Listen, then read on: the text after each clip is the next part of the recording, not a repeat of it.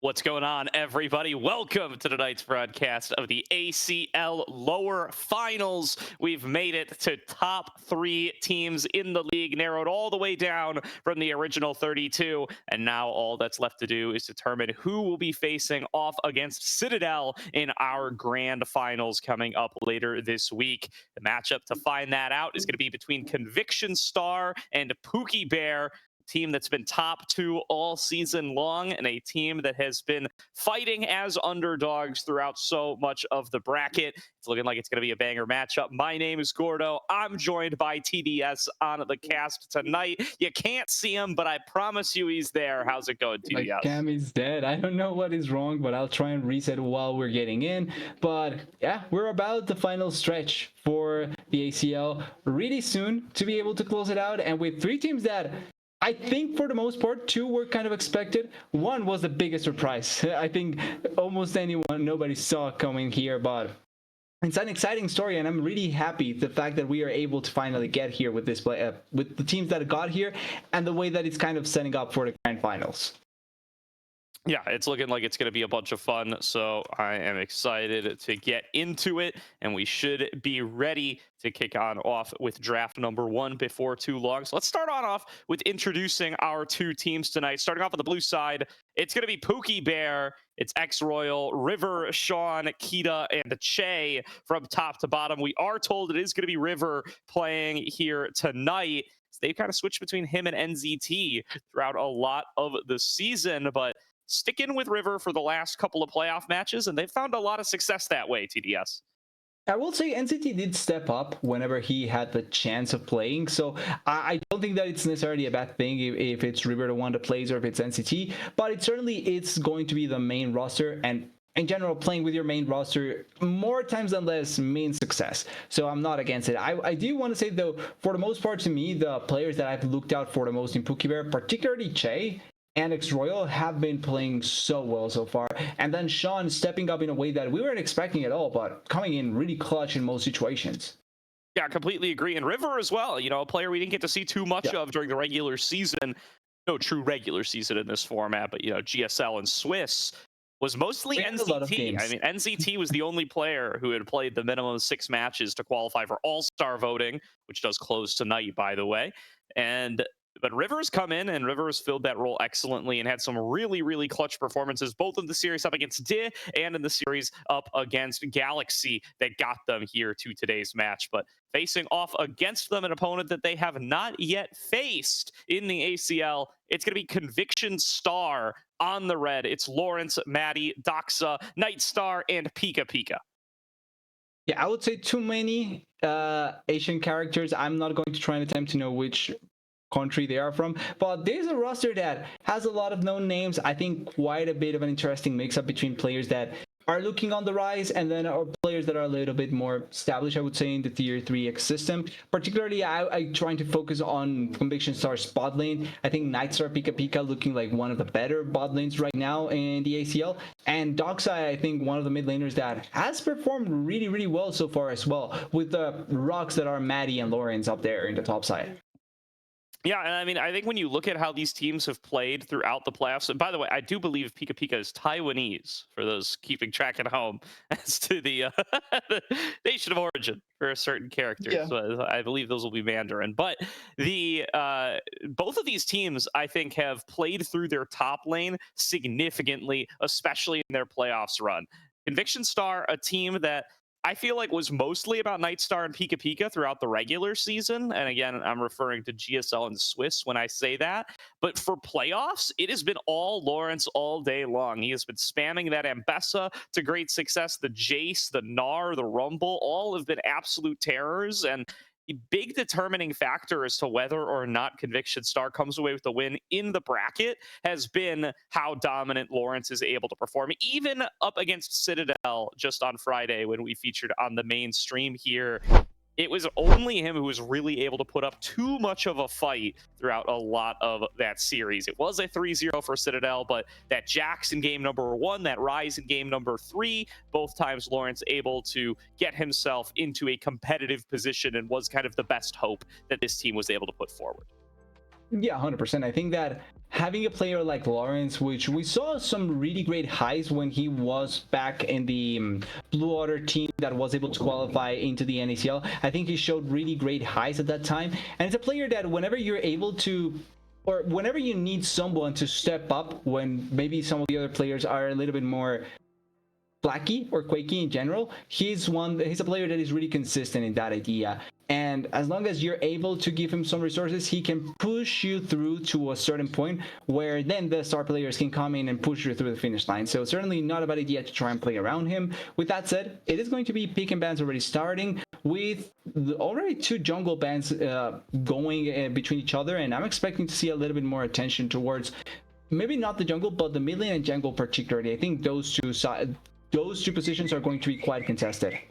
Yeah, and I think both of these are teams that have really defined themselves on some of their unique pocket picks in the meta. That Nunu, that Volibear, both from Maddie, going to be chief among those. So Pookie Bear going to look to get them away. Pookie Bear, though, has quite the selection, and the one that I'm most excited for here is that ex-Royal Rengar top, baby. We wondered where it was throughout a lot of the season. He busted it out game 1 up against Galaxy last week, and for Pookie Bear still, I just want to highlight how much this team has grown throughout the season. They've really upped how competitive they are over the course of this bracket. If you look back before last Friday, they were 0-4 up against Galaxy rather, in 2 different series that they played. They got 2-0'd both times, and then they're able to pull out a 5-game win last Friday to be able to get themselves here. So already starting to level up, already showing an additional ceiling as they snap out up this Xin Zhao. Yeah, taking, I think, a pretty straightforward trading the current meta with Xin Zhao and Pantheon being interchangeable between each other. I think the other one that you add into that mix is the buy, and then you play off of that a lot of the times. How effective it is, it comes down to a lot of the pairings that you send into multiple places. But one of the biggest values that this Pantheon does bring is that global presence. You know that if you try to make a play elsewhere and you have the Pantheon, that's going to be a play on the other side of the map that has to be really risky. As the Ezreal comes through, so a little bit of safety for the bot side of Pookie Bear. And this may mean that they want to focus more strength towards the top side and try and leave a little bit of a space for their AD carry to try and be as free as possible. Yeah, definitely. And this Xin Zhao, the most played for River throughout this season for sure, has been really adept on that one. And Kita getting back his Ezreal, going to be in very much that same category. Here's a Corki, something that Citadel felt it necessary to ban up against Nightstar throughout a lot of their series. And Doxa can pilot it in the mid lane as well, so going to continue to be a flex pick for them. But the Taliyah likely going to lock it into the bottom lane, as that's going to be going over to Doxa. Yeah, going to have the global presence already by CMB is going to be so big. Plus the fact that they have the Pantheon Taliyah combo in the mid and jungle, namely, but going to be still a combo that can be really deadly. And honestly, especially going against a champion like the Orianna here, even though I understand the value here with the shockwave potential, the shielding that the Orianna provides, and a lot of the pushing power that she gives, she's still an immobile mage. So if you get ganked in the mid lane or pull back at any point, that can be a pretty straightforward kill that you can get with this duo. I certainly can. Getting into the second phase of bans here before too long. It's going to be mid laners, bot laners, and junglers for both teams. So top and support going to be the name of the game. And the question at hand, you definitely want to look towards maybe banning away something like the Rakan, something like the Bard here, I would say, from the side of Che. I think those could be really, really dangerous picks from him, although it hasn't busted out the Bard, really. That's been more of a Pika pick throughout this season. The Rakan, though, certainly been a big one for him, would be a strong duo alongside the Ezreal, and I would expect to see it taken on away here. And like you called out, I mean, Che been super, super impressive here. I think both these bot laners, if you were looking at just the regular season, I would think that's the big highlight matchup. I have all 4 of the players in the bot lane this series on my all-star ballot somewhere or other. And that would really be, I still think it's going to be an exciting matchup, but it's got to be the top lane for me, just given how they've played since they got into the playoffs, with so much emphasis being given up towards that role. Well, I feel like you can put it in kind of a place where you expect to see the bot lane more active when we get to a little bit later than 15 minutes, where the top lane may be where it may be packed with action really early on because of how the teams have tried to prep themselves and play around their top lane. So it can be that sort of matchup that ends up separating between each other later on. Now the Nautilus does come through. I was expecting to have some sort of engage here, especially with having already the Xin Jiao, so you want to have that follow-up. The Nautilus makes sense. Potentially, we may see a Rel, an Alistar, or a Leona. I think the Rel here wouldn't necessarily be a bad choice. You amp up your engage potential. Plus, the Pantheon and the Rel are a duo that can work out quite nicely. The Leona as well, because of the safe distance and range that you do provide. And it's now onto what Conviction wants to try and blind the top lane, because they did everything so that Lawrence can, so that X-Royal can get a counter pick here, and you have to have something strong at the very least to not fall victim to whatever X-Royal brings forward. Okay, Ambessa and Rel. Yeah, Ambessa Rel snapped right up. Lawrence gets onto his Ambessa, and then there's the Gwen for X-Royal. That pick's been so huge for him as well. So really strong signature top laners for both of these two to kick off this series. And that's going to be the big question for the whole series, and especially for this game number one, is who's going to be able to outperform the other, especially when they both get these really powerful carries that have been so definitive to their play style over the course of their playoffs run. So couldn't have asked for a better one-on-one here. Both junglers certainly going to have their eyes up there to try to swing it into their favor. But of course, the champions themselves mean that early laning advantage should go to Lawrence. Yeah, ideally, it really feels like the case. I will say, though, surprised that the win went so far, so deeply into the draft, because it has been such a contested pick, such a high priority pick, and it still feels like most of laners would want to try and secure the pick for themselves to try and have that carry potential up there. But it kind of felt like that was going to be the way that Pookie was going to set up their draft, especially with the way that they just drafted the Ezreal so early on, the Orianna as well as a safety net, and then you have the rest of the champions inkling more towards that top side. For sure. So with that established, see where everybody's going to be sitting at on the Summoner's Rift for game number one. It is a big team fight, strong comp for the side of the Pookie Bears. You really like what they've been able to assemble for themselves here. I love the Orianna Xin Jiao as a duo. I think that Gwen's going to be able to scale up to the later game. And I do think this Ezreal is going to be very tough to get on top of with the kind of composition that Conviction Star have drafted for themselves. He can keep his distance, should be able to continue to ping on away. But Conviction Star, really good global presence, really good pick power if they are able to get onto somebody like Sean or even somebody like X-Royal with the mist down. Yep. Going to need to make sure that they are finding that kind of collapse and they are utilizing that global pressure in the early game. Yeah, the last few days, though, have shown me that Ambessa is such a good engaging champion, apparently, because as soon as you get on top of anyone, you kind of kill them immediately. So effectiveness aside, it looks like it can work out really well if you're able to find the right angles. And Ezreal may be a bit more difficult, but has a lot of ability and a lot of safety tools to try and escape. Orianna is a pretty easy target to try and get on top of if you're able to. Yeah, definitely. I do think Sean's got his work cut out for him. Trying to play safe for himself here. Really wants to be able to empower engages from River on the Xin Jiao and on Che, especially be able to get these fights started. But yeah, gonna be a sitting duck in a lot of situations. The Pantheon Talia duo, this is the old Avengers duo from Korean bot lanes. It's gonna be very tough to escape from when they do assemble together. And certainly going to be even worse once Lawrence is able to get a public execution down on top of it, or Pika Pika is able to come in with crash down. Yeah, especially the lockdown that they can get as well. When you look at it, you have, yes, the Ambessa lockdown potential from a safe distance, but then you have Rel ultimate, you have Pantheon falling down from the sky plus the CC that he has, and then you add on top of that the Tali work ground to really enable themselves and get a lot of CC down in the same opportunity.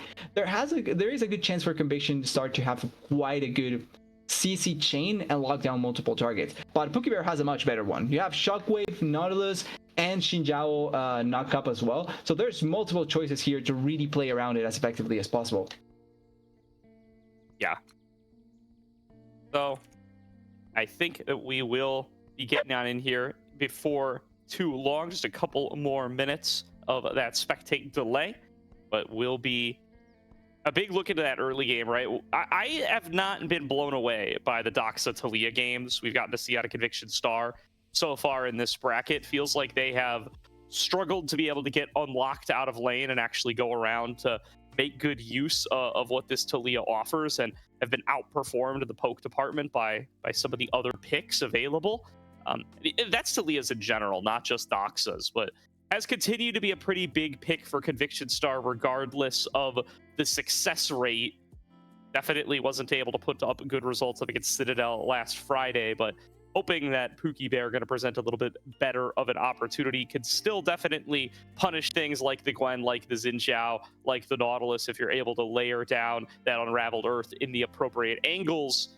I think Doc's still going to be a big player to watch here for Conviction Star. If he's able to kind of show up against, like you called out earlier, a little bit of a unexpected rising star in Sean, then that could definitely be a big advantage for Conviction Star here, that to re-cement themselves as the clear number 2 and go in for a third match up against Citadel in an attempt to be able to find that upset. But if he's not able to do that, Pookie Bear could just keep this miracle run going.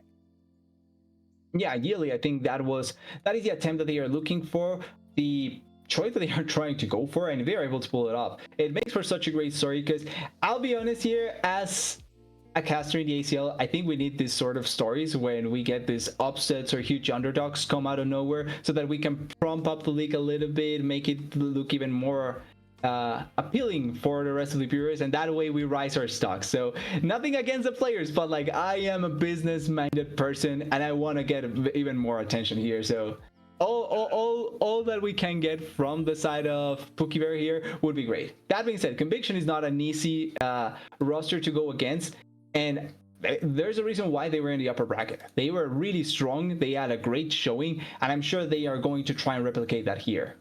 Yeah, Pookie Bear, that's the team where you could buy low. You definitely have a bigger chance of return of investment there to be able to show it up. And yeah, I completely agree with you, TDS. You know, it's kind of been a heavy Citadel favorite all season long. They now wait in the upper bracket, or in the finals, rather. They've won the upper bracket. They await in the grand finals, and they sweep that upper bracket finals 3-0 up against Conviction Star.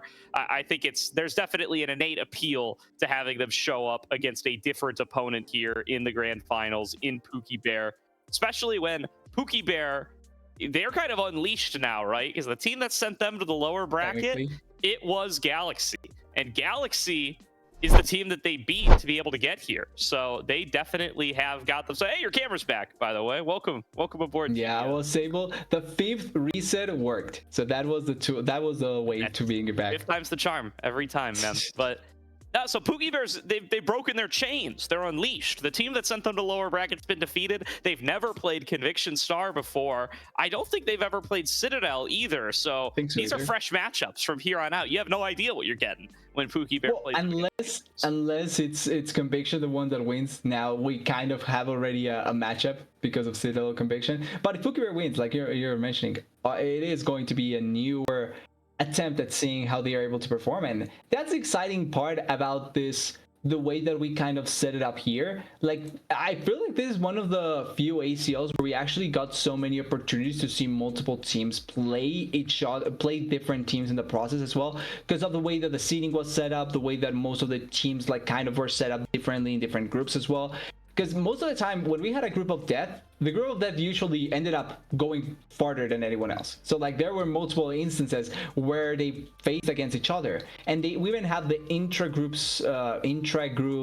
matches, and that also kind of set up the expectation for some other matches. So I'm glad that this new format allows us to get this sort of better opportunities to see teams against each other. Yeah, definitely. And if anyone hasn't seen it yet, the change log for the next ACL is up and available. Was posted by Duan in the Discord earlier today. Just some minor changes. Going to have the seeding committee back. Going to do reseeding after the Swiss stage. But for the most part, this new format will be making a return along with official Tier 2 status, allowing NACL players and subs to participate in the next ACL. Applications for that expected to open up towards the end of June, pending more Riot information about the NACL. But definitely want to check that one out if you're a little out of the loop. It's certainly going to be exciting. But first things first, we got an ACL right in front of us to close on out. Determine who will be making an appearance in that grand finals. Will Conviction Star get themselves a rematch, a shot to do better than 0-3? Or will Pookie Bear, having fully overcome their demons in Galaxy, be able to keep the miracle run going? Game number 1 kicking off right here with no level 1 shenanigans. I'm pretty sure they hope that their demons are already destroyed and they are out of the way, because they don't want Conviction to be an even bigger demon than Galaxy already was. Yes. Hopefully for them. Yeah, I mean, listen, Pookie Bear's the underdog here for sure, based on how they've done throughout the whole season, but it's really hard, I think, if you've watched both these teams play, to give solid advantages, right? Nearly every lane, basically all 5 roles, you would say on name value, oh, Conviction Star should be favored here, but you watch the games of League of Legends, and I don't think it's that clear cut.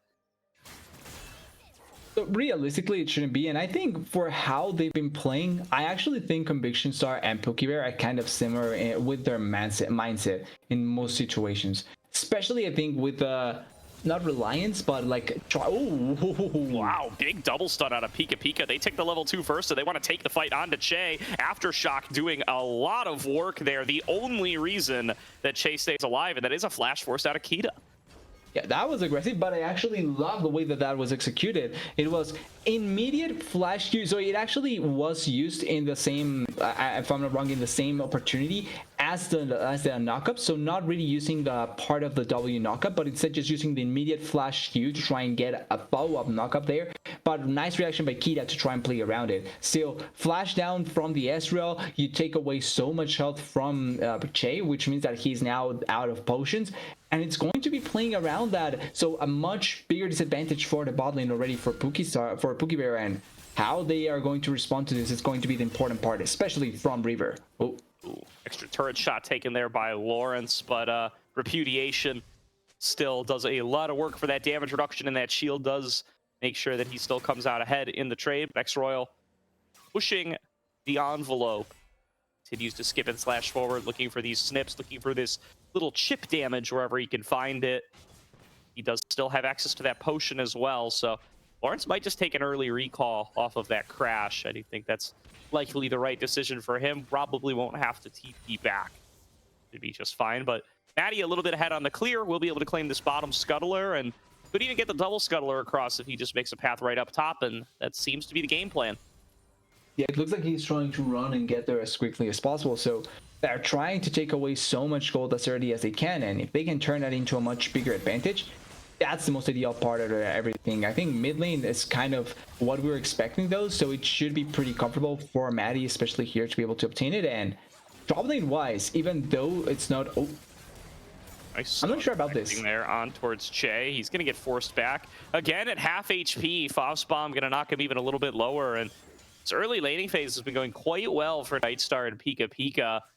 The quirky pick that very few teams are willing to let Conviction get their hands on, and Nightstar showing some of why.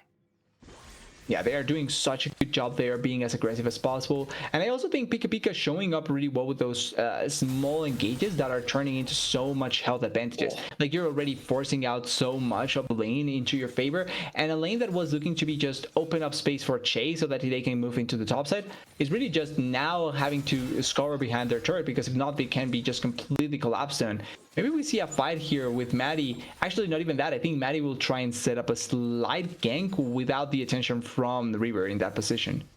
And you and I didn't get to talk about this too much, TDS, because you weren't here on Friday, but I don't know what's gotten into Lawrence this split. He's always been a player that I've really kind of thought of as a weak side warrior, and he's been very good at that job. You know, just kind of playing your standard run-of-the-mill top lane picks, your Cassantes, your Renekton's, all those things, and has been able to execute on them well up to and including qualifying for NACL with Blue Otter. But he's never been this like hard solo carry player, but he's kind of just laning his mind out right now in this ACL split. He's been so good, and here's another gank in towards mid. Seismic Shove already used, but Sean's gonna drop anyway. First blood to Maddie and Doxa.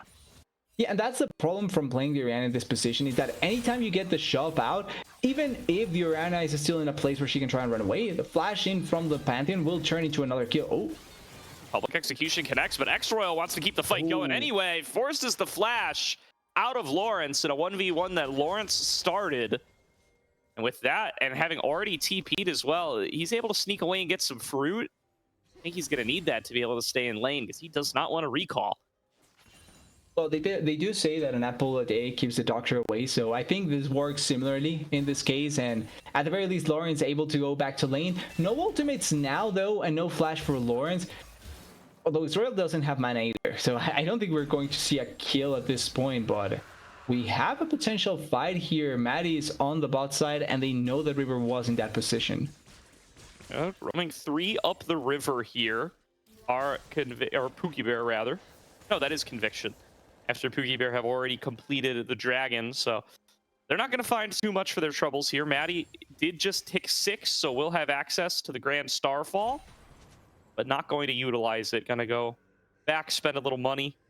In addition to that tunneler, get a little bit more AD in the pockets. And all in all, we find ourselves with about a 1k gold lead. 2 Conviction Star off the back of this early game. Shockwave comes out of Sean just to try to keep just the lane damage cleared out. Just to send a message. You're doing damage, you're trying to put pressure there onto the Talia in that position, but it's not going to turn into much. And now with the first dragon already down, with obviously the Grobs spawning as soon as possible, and also with bot lanes not actually going to trade places to go for it, it doesn't look like they are going to respond immediately for it. No, does not look that way, so should be okay for the time being. I think there's something to be said for the concern about having a big wave like that crash into your turret when you're facing down a level 6 Pantheon. Can really put a damper on your day.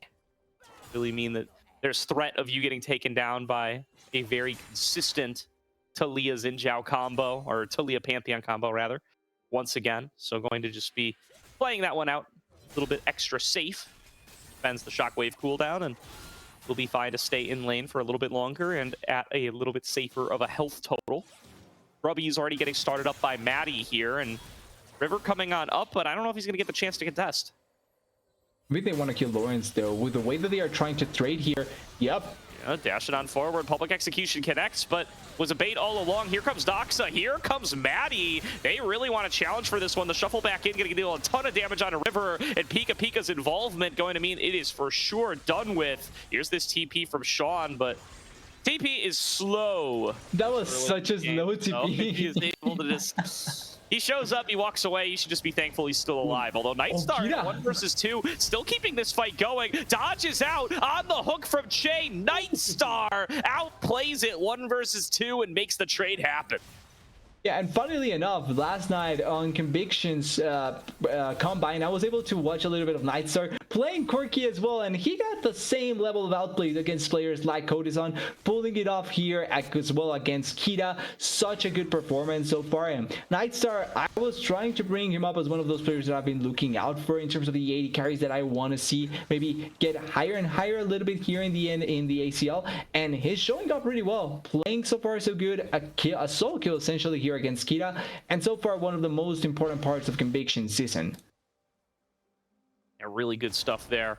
Coming on up with that kill on towards Kita. Gonna maintain the gold lead that they had already developed for themselves, and going to get a little bit of an infusion in towards the Corki there.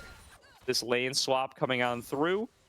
Not necessary for the Grubs, but feeling good about the position it puts them to be able to continue to deny X-Royal some additional farm. Does look like they're going to try to swap back here, though, with 90 seconds to go on the next dragon. Yeah, they are trying to wait a little bit on what they probably want to try and go for. It is one set of objectives onto each side, so not necessarily a big advantage on either play. I don't think the 1k gold lead even at this point is that big for one of the two sides. I will say, though, the fact that they do have teleport on Pookie Bear for the Gwen. Oh, nice flash. Looks like maybe dead here. Get away from the Shockwave, and now going to be able to shuffle back so River, and that's all the gap close they have. Although look at that connection on the True Shot Barrage. Kita creates an angle for River to finish off the kill. I spoke too soon. Yeah, it turns out that if you're able to snipe from a safe distance and then follow up with your W, you can get the kill there onto Doxa. He did a really good job of trying to push away. Oh, Royal getting collapsed on the opposite side, did manage to evade that public execution. That will keep him alive, but he is going to be forced to recall. Has the TP in the back pocket, so shouldn't lose too much for this. Really weird, though, the fact that even though X-Royal has been able to manage out the lane well enough and has been able to put pressure onto Lawrence, he's still really far behind in terms of CS. So, fair to Lawrence for how he has been doing at this point. Teleport is now down for X-Royal. That was one of the few He's points. got needlework. He's going to be able to chase this for a while. I think Lawrence has overstayed his welcome. X-Royal, dice dodge from Lawrence on the last tick of the needlework, and I think that's going to be enough to guarantee this kill as a 1-for-0. Maddie finishes off X-Royal and just one needle short of picking up the kill. Yeah, really good flash there by Lawrence, outplaying the Gwen in that position, because that could have been a 1-for-1 at the very least. And now it means that no teleport for X-Royal, he just used it. So it's going to be plates for the Mbessa, a wave that has just been lost by the Mbessa. And they can even try and put a little bit more pressure. They have the Groves plus Maddie up there in the top side. Yes, they lost Dragon, but at the end of the day, I think a pretty good trade for what they are able to get, and even putting more pressure onto what should be the carry point for Pookie Bear. Yeah, I mean, a lane that's been pretty close thus far, that kill pretty much equalizing the CS deficit. I think it just got cracked wide open with that play. X-Royal not able to TP back, losing a significant amount of CS, losing about a wave and a half, and then losing 2 plates directly into Lawrence as well. He's coming back to lane with the Eclipse, and it is just going to be so difficult to play out this one-on-one for the foreseeable future for X-Royal. And it's going to be on what they want to try and accomplish around here. I think you have to run away, Che. That is a Corki that hits really hard. Yeah, flash away here. Full squad collapsing onto this Nautilus. Doxa thinks better of using the Weaver's Wall to try to chase him down. And yeah, I mean, this is what I was talking about. X-Royal doesn't care. X-Royal wants to keep the trade going, but Lawrence is going to get these cooldowns back eventually, and you can see this Eclipse is doing a lot of work to make these fights less fair. Although this is out on the point-blank public execution, that will make things a little bit dicier as X-Royal is about to have the needlework back up. It does have River shadowing. Shockwave pulls back in. Doxa looking for a little bit of damage here. River coming up towards the top lane. Needlework slows him down. River flashes in. One more needle will do it, and River will be able to finish off the kill out of Lawrence. Just enough there to get the kill. That was looking really scary, but at the end they are able to lock down the kill, able to get it onto River there. And even though they are able to put that pressure in the bot side, taking down turret plates on the set of Conviction, there's a good response by Pookie Bear in that situation. That being said, I do like Conviction's movements around the map a little bit better, because even though they are 2 dragons behind, they have been getting good body with turrets, able to push waves, and responding according to what Pookie Bear is trying to look for. Like, they are never behind a play. It's more so Pookie Bear responding to whatever play Conviction is trying to pull off. Agree. Does feel like Conviction have been the ones dictating the pace of the game. Pookie Bear been able to find good responses, though, on a team comp that feels like it's a little bit more centered on the scaling aspect. This Orianna and this Ezreal going to do a good job of being able to scale up, and especially the Gwen. And they've got themselves 2 dragons, so they've been able to keep up pretty well in objectives. Just going to need to make sure to not let this get out of control for them as they go all in the bottom lane, holding down Nightstar, but the depth charge doesn't last long enough. True Shot Barrage will not connect, but Pika taking a big wants to go in. Well, and Che wants to keep the play going, hooks in on a Nightstar. He's way too low, and Kita flashing forward to keep the fight going. It's a double kill, 2 versus 2 to the Pookie Bear's bot lane, and it's going from bad to worse as Lawrence is collapsed on the top side. Pookie Bear with 3, looking to make it 4 onto Maddie. Doxa coming up here to try to back up his jungler, shuffles back in X-Royal, delivers a huge blow, and is able to finish him off. Yeah, able to at the very least trade something back, but it's a 3-for-1 essentially with X-Royal dying, but they get first turret blood down there in the bot side, and Kita was mad about getting killed earlier by Nightstar. That was such a good play, but I have to say all props, or a good amount of props to Che, starting the engage onto Nightstar, but twice in a row, connecting the hook onto the Corki, setting up the kill for Kita really effectively there, and this immediately turns on its head the way that the game is now looking, because gold lead now for Pookie Bear. The early rotation is not going to be as valuable, and Doxa may be dead here. Yeah, it's a flash forward from Sean, but Doxa will be able to flash away from the shockwave in time to be able to keep himself safe. They do start work on towards the Rift Herald. This looking like it's going to go over to Conviction, which would tie up the objective feats at 1-to-1 or 2-to-2. Shot Barrage nearly taking it down will not be enough. So the objective feat will be tied. Next objective will determine who gets the feats. Yeah, I don't know why, but I feel like since a while ago, I have been like those attempts at steals have been losing like their flavor. I don't think I've seen one good steal like that in a while now. I don't remember the last one. Yeah, I know, it's tough. The Rift Herald, the eye just does so much true damage that it feels like nobody ever steals the Herald, but crazier things have happened. Yeah, true. 20 seconds to go on this dragon. Again, this is going to be feats of strength. Whoever is able to secure it. Pookie Bears would also be on Soul Point. Be a huge success for them to be able to secure it. X-Royal does have the TP, making his way up towards top lane. Lawrence is already just here with the squad. So they throw it on the Rift Herald in mid. They're going to full send it for this, and I think Pookie Bear are a little late on the play. Yeah, I'm not even sure if they want to try and contest here. They are probably going to try and just protect the turret and see if there's a chance for them to maybe try and go for a steal. I don't think a fight will happen because X-Royal is already setting up in topside, and they don't even have an angle to try and go for a ward teleport. Like there's one in the jungle in the dragon pit, but it's not as good to try and force it. In comparison, you can try and maybe get a turret in your favor, as that angle is beautiful by Pika Pika. Here goes Pika Pika. Magnus Storm on to 2. Will be stuffed up by Che a little bit, but the rest of the squad's still going to be able to dive over. Lawrence is able to finish off Sean first and foremost, but X-Royal has arrived to the scene. Needlework through the team, picks up 2 kills, hook back in on the Night Star from Che. Kita still at high health, still firing away, but Lawrence is able to turn it back into a triple kill. He's finished off by Kita, who continues to land these shots for a triple kill of his own. It's Kita versus Doxa. 4 members down on each side, and neither wants to step too close. Conviction not able to get the clean fight closeout that they were looking for, though. It's a 4 for 4. The 4-4-4, it's only the mid lane and the 80 carry alive, but one of them has teleport, the other does not. So that means that even if they want to try and re-attempt to go forward this dragon, it's going to be a little bit difficult to try and contest it. There's already Che and Pika Pika also trying to get there as soon as possible, and I think that we're going to get a reset off that fight. The advantage that Lawrence has with teleport, though, may be something to look into, and Kita being so far away as well. But everyone is coming back here.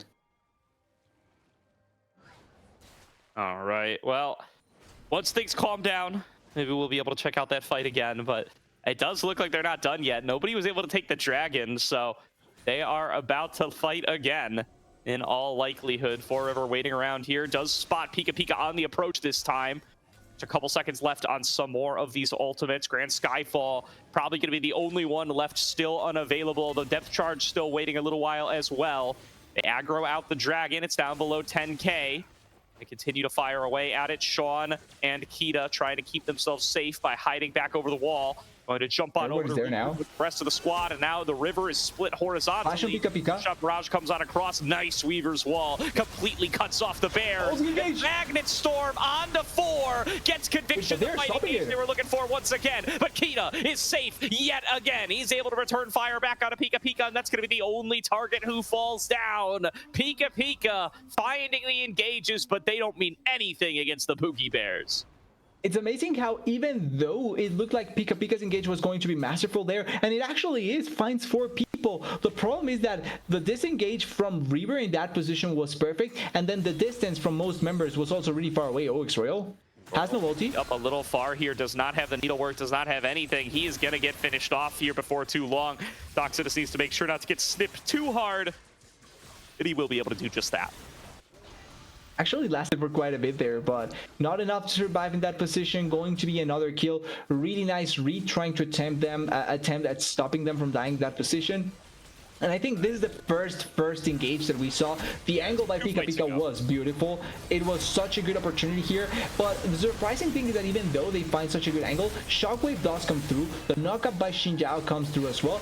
And the fact that Kita is left in touch for the whole of it is why it turns out so well for the side of Pookie Bear. Because realistically, after this re-engage by Doxa and Lawrence, it was looking quite bleak. But he's able to get so much damage from a distance. He's able to keep himself far away from both the Mbessa and Talia, and then able to keep on firing without having to worry much. He still hasn't completed his mirror mana still. That's a lot of damage that he's missing as well. Yeah, he'll be there pretty soon. Both these marksman players on arguably their best champions this game, and both showing up to play. Kita really popping off in that last fight, though, showing that if you can't get onto this Ezreal, the quality of the engage very well may not matter, as he is just able to work through this not really true tank team from Conviction Star. Nobody really able to just sit there and absorb Mystic shots all day long, and nobody able to consistently lock down the Ezreal either. So as long as he's got that flash available, there's just not a lot of really strong options for the crew. Ooh, hook nearly connecting there from Che. Kita is now the man to watch for the rest of this game, as Conviction Star just need to be able to find an answer onto him. He's going to continue to run amok in these team fights. Yeah, it's really now we're returning back to what we were mentioning a little bit before in the battle of the AD carries, because even though it is looking like a Kita angle for him to hyper carry, I think Nightstar is still quite strong as well. He has 2 items completed, really strong position for the Corki to be at, and can deal a lot of damage. So I'm expecting also Nightstar to be able to fight back in a lot of these situations, as they're trying to set up maybe for a pick, but doesn't look likely to be the case, and we have a bit of a quiet time before the next objective. Got a close game number 1 on our hands, TDS, and you can't ask for anything better. We look to wrap up the 2025 Spring ACL this week.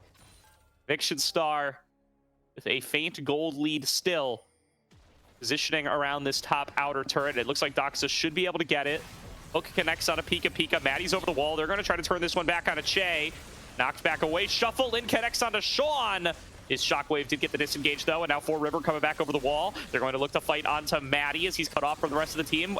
Royal comes on in, but a flash away from Maddie will get him out to safety. Che will be finished off by the rocks on the other side, and now here comes the collapse. Lawrence comes over the wall with the public execution. Get right in on top of Maddie, and everybody CC'd up to no end and lined up for Nightstar to knock down Kita. Trying to wait for his shift cooldown to come back up, but Lawrence and Nightstar wait for him over the wall. Conviction close out the fight 4-0.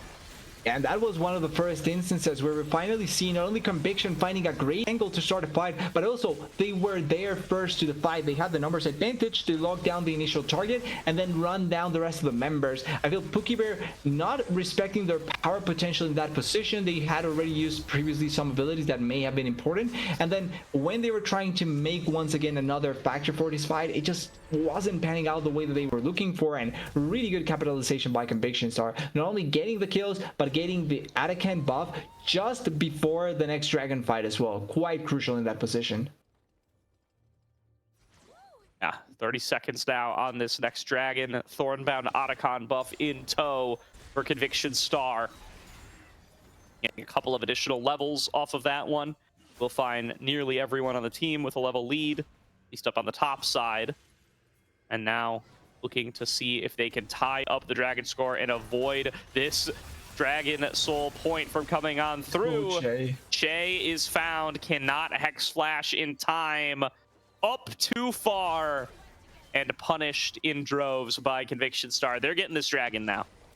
Yeah, that's another dragon down. They are finally going to get this top lane tier 1 turret on the side of Pookie Bear. So at the very least trying to fight back some gold. But now in a matter of just minutes, we're into a 5k or 4k gold lead in favor of Conviction Star. They are trying to put pressure with this lead into the turrets, and they are probably trying to look for a good engage to force the next the Baron when it spawns in 20 seconds. They do have a good Baron taking damage thanks to the Corki and the Pantheon, but I'm pretty sure they want to try and look for the fight much better than just trying to force the Baron. Yeah, I mean, their snap engages have been so strong throughout today's match so far, and they will certainly be looking for more of them to be able to keep this snowball going at a solid advantage now in multiple positions, looking to be able to capitalize on this 4.5k gold lead, be able to try to close this game out before the Ezreal gets much scarier. He is on 3 items. He is the only person on the map who can say such a thing. And Kita going to need to have a massive team fight to try to pull Pookie Bears back into this. They really are trying to find certain angles there, and now thinking about it, the potential with X-Royal also is something that we cannot take away. He's quite far behind, not only in CS, but in kills and a lot of gold as well. But it's still a win. As soon as you reach 2-3 items power spikes, this champion becomes really obnoxious in most situations, and he can kill essentially everyone on the side of Conviction quite easily. It's just being able to set up the fights accordingly, as they know that they are there. I think they probably should try and keep a little bit more vision control in that position, because they know 100% they are there. Yeah, Pika going to take a little damage from good buddy Baron here. River is able to poke over the wall, be a little bit of a pain that way. They will be walking on away one way or the other. Was a little bit deep behind enemy lines, but nobody on Pookie Bear is actually pulling the trigger that time around. The ability to collapse still pretty strong from the Conviction Star side, thanks to champions that they have available to them. And still just fighting for vision control around this Baron are both teams. Pookie Bear's taking their turn. Make sure that they get a little bit thrown down, that this territorial Baron will not be a very easy one for Conviction to be able to take under their noses. Yeah, they're trying to close the spaces as much as possible so that it's difficult for Conviction to try and force something, and for Pookie Bear to at the very least have a way to get as quickly as possible into certain fights of the map. In case it's the Baron buff or the Dragon, they don't want to be as far away as possible, but they are closing out certain areas so that it's easier for them to be able to react in time. Now, I like the way that Conviction is trying to, at the very least, take a little bit of time before they force anything, because it's really not needed. The Dragons are back to 2 and 2, so they don't really need to worry about a Dragon count at all. And then Baron buff, it's not like they take it down really quickly, so they want to try and look for in between. Oh, and I mean, Shay gets pulled back. Next beautiful flick found by Doxa, and once again Shay is done for. And there's Lawrence. This is what you wanted to check out on that gold comparison a second ago. Nearly a 3k gold lead individually to Lawrence, and he just made X-Royal feel it. Yeah, and this is more what Conviction Star was looking for. Baron is a cute objective. It's something that it's really good and all, but if they cannot take it as quickly as possible, the next best thing is trying to set up so that you can try and bait a kill. Get around the area perfectly, and that way you can try and force a much better situation for yourself, as they're trying to take away Sean. He's the only way to try and steal it, and yeah, they're going to stop it perfectly in that position. So it's Baron buff for 5 members, Lawrence pushing on the side lane, and Pookie Bear feeling really bad at this point of the game. Yeah, and you know, we spent the last couple of minutes hyping up a potential comeback fight. Pookie Bear is trying to make a last stand, and that last stand never really gets to happen. It's Lawrence flexing the gold lead one-on-one, finds X-Royal in a dark alley and is able to cut him down, and a catch onto Che once again. This Nautilus just been up a little too far, a little too often in this game number 1. And Doxa has done an excellent job of punishing. Had some doubts about the Talia, but it has worked out beautifully so far this game. Yeah, and now it's the last few opportunities, or actually maybe the last opportunity for Pookie Bear in that situation. Not saying that it's impossible for them to come back, but with the way the game is going, the lead that Conviction has, and the fact that they have Baron buff, if they try to enforce a fight in this next Dragon and they end up getting more than 3 members down inside of Pookie Bear, they can try and force onto the base. Lawrence is already kind of doing that by pushing alone into the top side as Che tries to throw out the dredge line, does not connect it onto Doxa, but is able to avoid getting picked himself. Top laner's still fighting it out one-on-one, but an item and a half lead to Lawrence is just ridiculous. X-Royal has no chance in this one-on-one matchup up against the Baroned up Lawrence.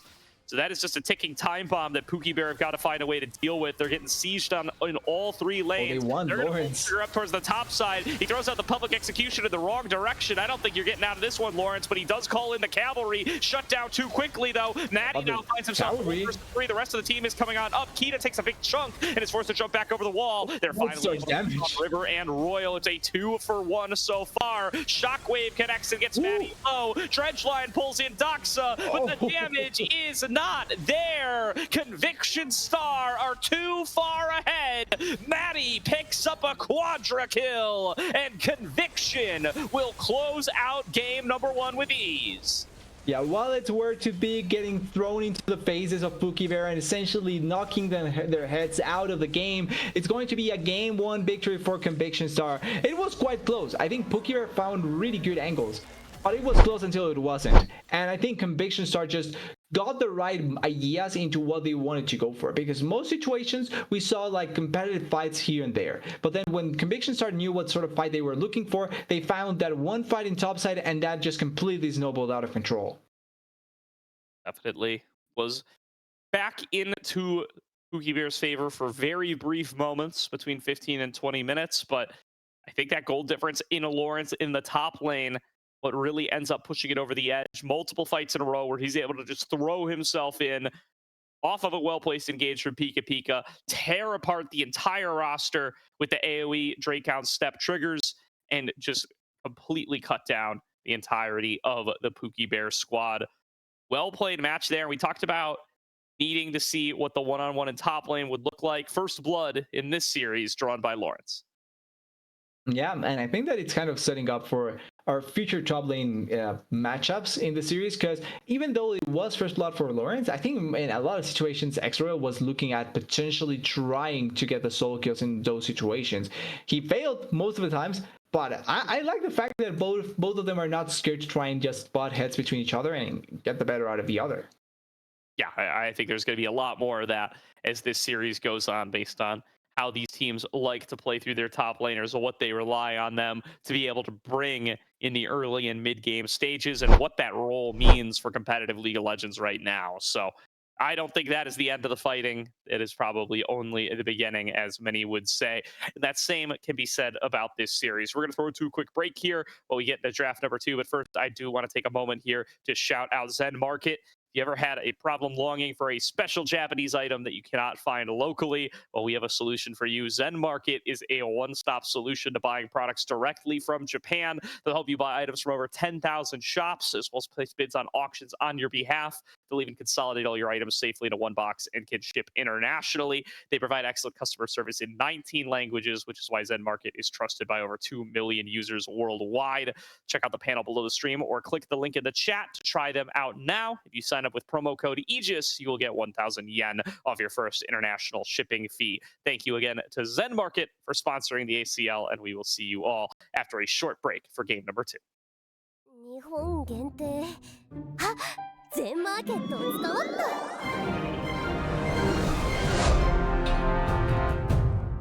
今日は老舗をしっかり見て回らなくちゃね。いやいや、ここはジャンル順でしょ。名前順の方がいいんだよ。現代か洋代の名前順？あ？ローマ字それともひらがな？僕は色で並べるのが好きなんだけどね。え？全部に対応させよっか。おお。80年代のホラーゲーをください。これでみんな幸せ。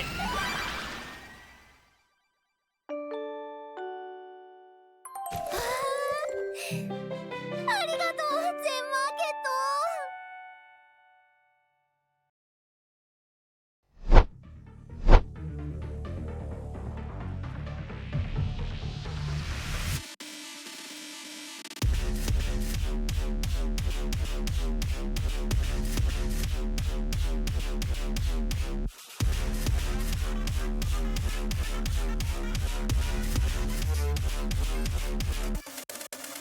「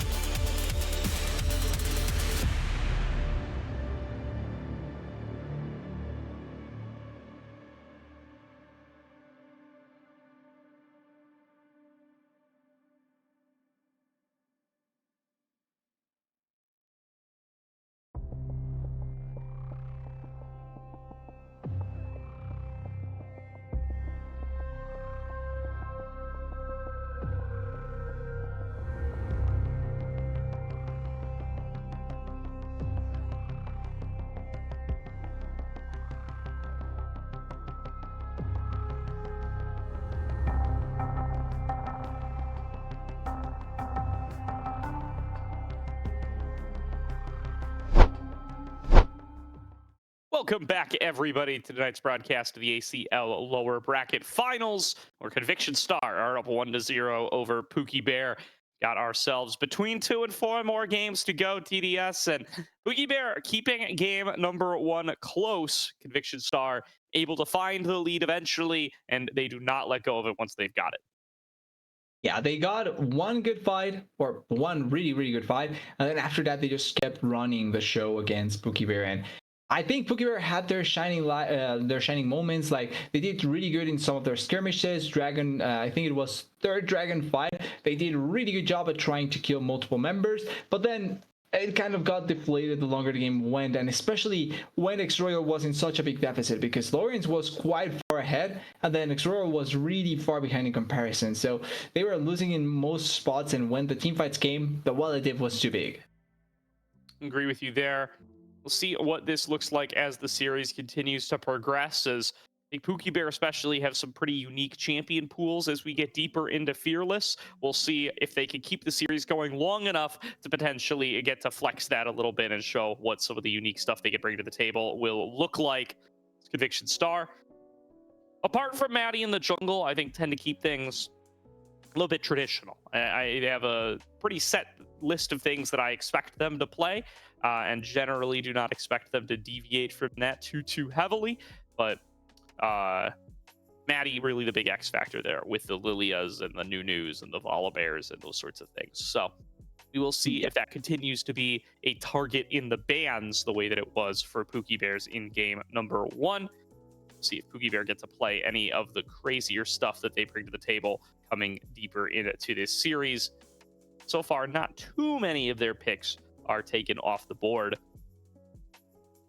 Well, with the fact that we're in this sort of furthest meta now, where any opportunity that you get to play one world champion kind of goes away because of how each of the previous games goes by, you already have 2 junglers out of the pool. You will have a more than likely buy ban coming through, even though it may happen that they just leave it open. But a buy ban is a potential here that can end up happening. Then after that, you have a really big pool of champions that you can go for. That's where, like you were mentioning, Maddie's pool can come in and shine really effectively. And if you want to ban them away, you kind of are banning yourself as well, because you're taking out a big chunk of the jungle pool that you can try and play, and effectively hindering your potential there as Reaper, as it is going to be Reaper still, if I'm not wrong, right?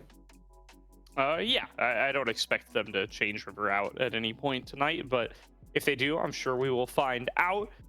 He is the designated starter. I would expect him to be the one playing throughout the full series. Aurora going to be the ban away, still looking to keep that one outside of the hands of X-Royal, and Nunu going to be taken away from Maddie. That Vi going to be a big focus for River, as well as River has not played the biggest variety of stuff throughout this season compared to the rest of the players on Pookie Bear, and that's not just because he's played fewer games, but a lot of the Xinjiao, a lot of the Vi, and then has shown a little bit of individual stuff on some of these carries like Viego, like Kindred, one game of Lee Sin as well. So we will see what things look like as he gets pushed a little bit deeper in the Fearless format as this series continues to progress. Yeah, we'll have to wait and see what the pools look like for most of these players, especially what they were trying to go for, because we know that there is a huge pool here for both sides that they can try and opt into. There's going to be much more difficulties for some of these players, but in general, it's going to be quite interesting seeing what they bring forward. As I'm pretty sure these are the same bans from the first game. I don't think they changed anything. So now it's same bans, but new set of champions that we're going to see. And Varus is not banned away. Could be one of those priority champions that they can try and go for. Jhin as well, just because of how it works effectively in the bot lane. And then when you're looking at the other lanes, potentially things like the Syndra can jump up in priority, Tristana with the flex potential that you have, and then supports as well. The Rakan you were mentioning in the first game. Now with 2 of the best engaged supports out, you're looking at that Rakan potentially as well. Yeah, I mean, I'm looking at the Varus. I think that's a great call out. I think just snapping that up for Nightstar here, going to be really tough to go wrong in that direction. The other thing could be some of these contested top laners, but no, there goes that Varus. Snapped on up a good, safe, blind blue 1 pick for Conviction. One of the more powerful bot laners in the game, and with Corki and Ezreal off the board, going to have even fewer options for what to pick up against it.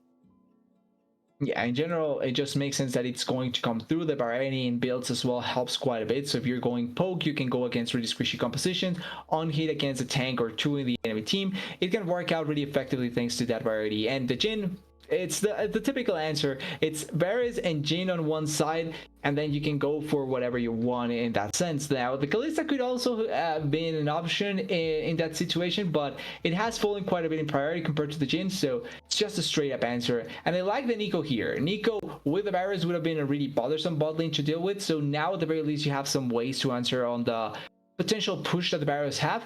And for Conviction Star, trying to find something to answer onto this Nico can be a little bit difficult as well.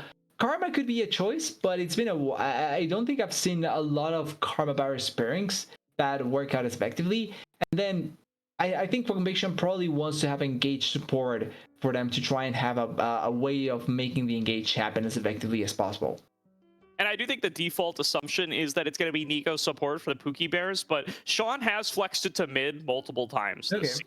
So Pookie Bear do treat this as a flex pick. They are willing to play in mid. There's the Karma lock-in for Conviction, though. You called it out. It is going to be a viable bot lane counter to this Nico. It's also a pick away from Pookie Bear. X-Royal has loved to play Karma top throughout this season, and now not going to have access to that tech as the rest of this Fearless series goes on. Yeah, it could be something interesting that we end up seeing in that position. Now, I do think that the Karma Varus lane could be the most ideal for the side of Conviction, just because of the fact that you have pushing power and then also trying to respond to the Nico Jhin play. The Jarvan getting picked here. I think Maddie, one of those Jarvan players that still really opts into the jungler, and ideally it has a lot of lockdown, especially against champions like the Jhin. Really effective to take him out of position in the fight and just enable the rest of the team to try and get on top of them. And he can also mess up the Nico. The Cataclysm has a great value thanks to the walls, where if you look down the Nico, you kind of take away the engaged potential. And if you put the wall in a really good spot, you can also just lock down the Nico away from trying to engage onto your team. But the Wukong to respawn is not a bad choice either. No, not at all. So the Wukong going to be the selection here for River, meaning that they will be picking that one for the second time this season. Do like the Jarvan here for Maddie, though. This feels like a classic Maddie champion. Something that he has gone for season after season after season. Really lets him lean into his play style, I think, a little bit more. I think his most natural style of play is to be going for these kind of early game self-sacrificial junglers where he can skip camps to make impact on lanes. So going to be fitting right into that wheelhouse here in the form of that Jarvan as we get to the second phase of bans, and mid laners are the name of the game. Ari, take it away from the Conviction side, or from the Pookie Bear side. Galio, take it away from the Conviction side. Yeah, there's bound to be a Silas ban here coming in there with so many valuable ultimates on each side, and there's also probably going to be a little bit of attention onto the Syndra, although Tristana, we mentioned it a little bit before, it's still a good enough flex champion that you can send into both top lane, mid lane, and to an AD carry, and it's still one champion that you can play really effectively into a lot of the current mid lane champions. So Silas does come through there with the ban, and it's only going to be waiting to see what that last ban is going to come through for the side of Conviction. Yeah, waiting to see here. I mean, that Silas definitely going to be directed right towards Doxa. There's a lot of powerful ultimates to steal here between the Cyclone and the Pop Blossom already, so it's a pick that you're not going to want to let Doxa get his hands on. Not something he's really gone for much this season so far. It's been more of a Sean pick, but you best believe that it's something he's going to be willing to bust on out if the opportunity presents itself. So it will be taken off the board here. Rakan going to be banned away as a support. Going to keep that one out of Che's hands. They are paying some respect to the potential for the Nico mid there. We will see if that's what Pookie Bears end up going for. They will get the opportunity to see the enemy mid laner before they have to make that decision if they lock in a top laner right now. Instead, they're going to take the Bard. That's going to be for Che. Been more traditionally a Pika pick. This time around, it will be going to Che's hands. Yeah, so respecting the flex potential like you were mentioning, and at the end, the Nico going towards the mid lane instead, or potentially top lane, but more than likely the mid lane, and then picking up this Bard, going to have a lot of value trying to keep away some of the engaged potential from Conviction. The portals also to roll out for the Wukong to get into the back lane is going to be really nice to see, and we have to see, because Bard is one of those champions that is either at here or is either here. Like there's no in between. You either go all in or you're really bad at it, and it's going to be fun seeing how they're going to try and play around this part. As the victor, pretty straightforward. I don't think it's a bad choice at all here. Great lockdown and a lot of teamfight value to mix up with the Jarvan. And then as a blind pick here for Conviction, previous game Mbessa wasn't a bad choice. Could be an Gnar angle. Technically, you do have a wall to try and play around with that Gnar. Plus the Mega Gnar to push away Nico, and the Wukong is not a bad choice either. But instead the Yorick, I'm not against the champion. Creates walls, separates fights, and then a split pushing power is going to be tremendous this game.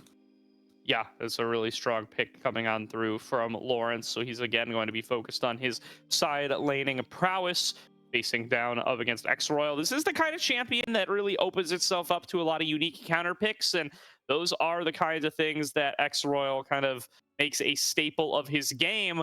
This time around, though, it's just going to be the Renekton. It's going to be a return to an old classic, maybe a little bit of a spicy pick in 2025, but something that everybody has seen their fair share of in the top lane over the years, and so it feels like is going to have a good position to be able to, you know, just cull away those ghouls and really be able to sustain up in the lane up against it.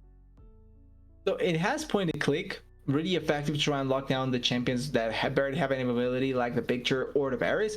The only thing that I'm worried about the Renekton here is that I'm pretty sure the longer the game goes, Yorick just completely demolish you in the side lane. So I'm kind of scared about that.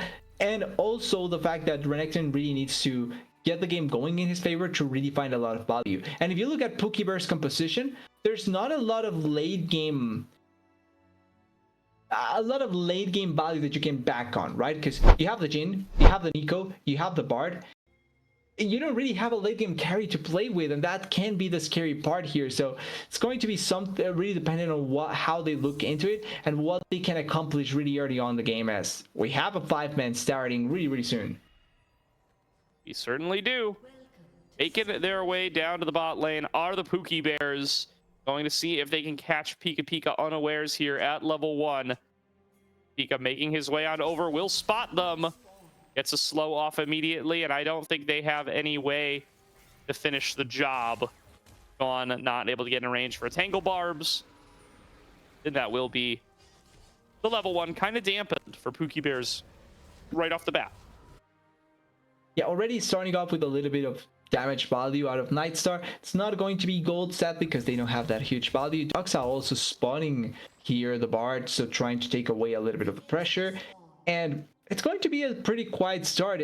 Actually, quite good vision that the side of Conviction Star is able to get here on the top side. They are going to spot Reaver. Even if he gets his ward, they know 100% what he's starting now.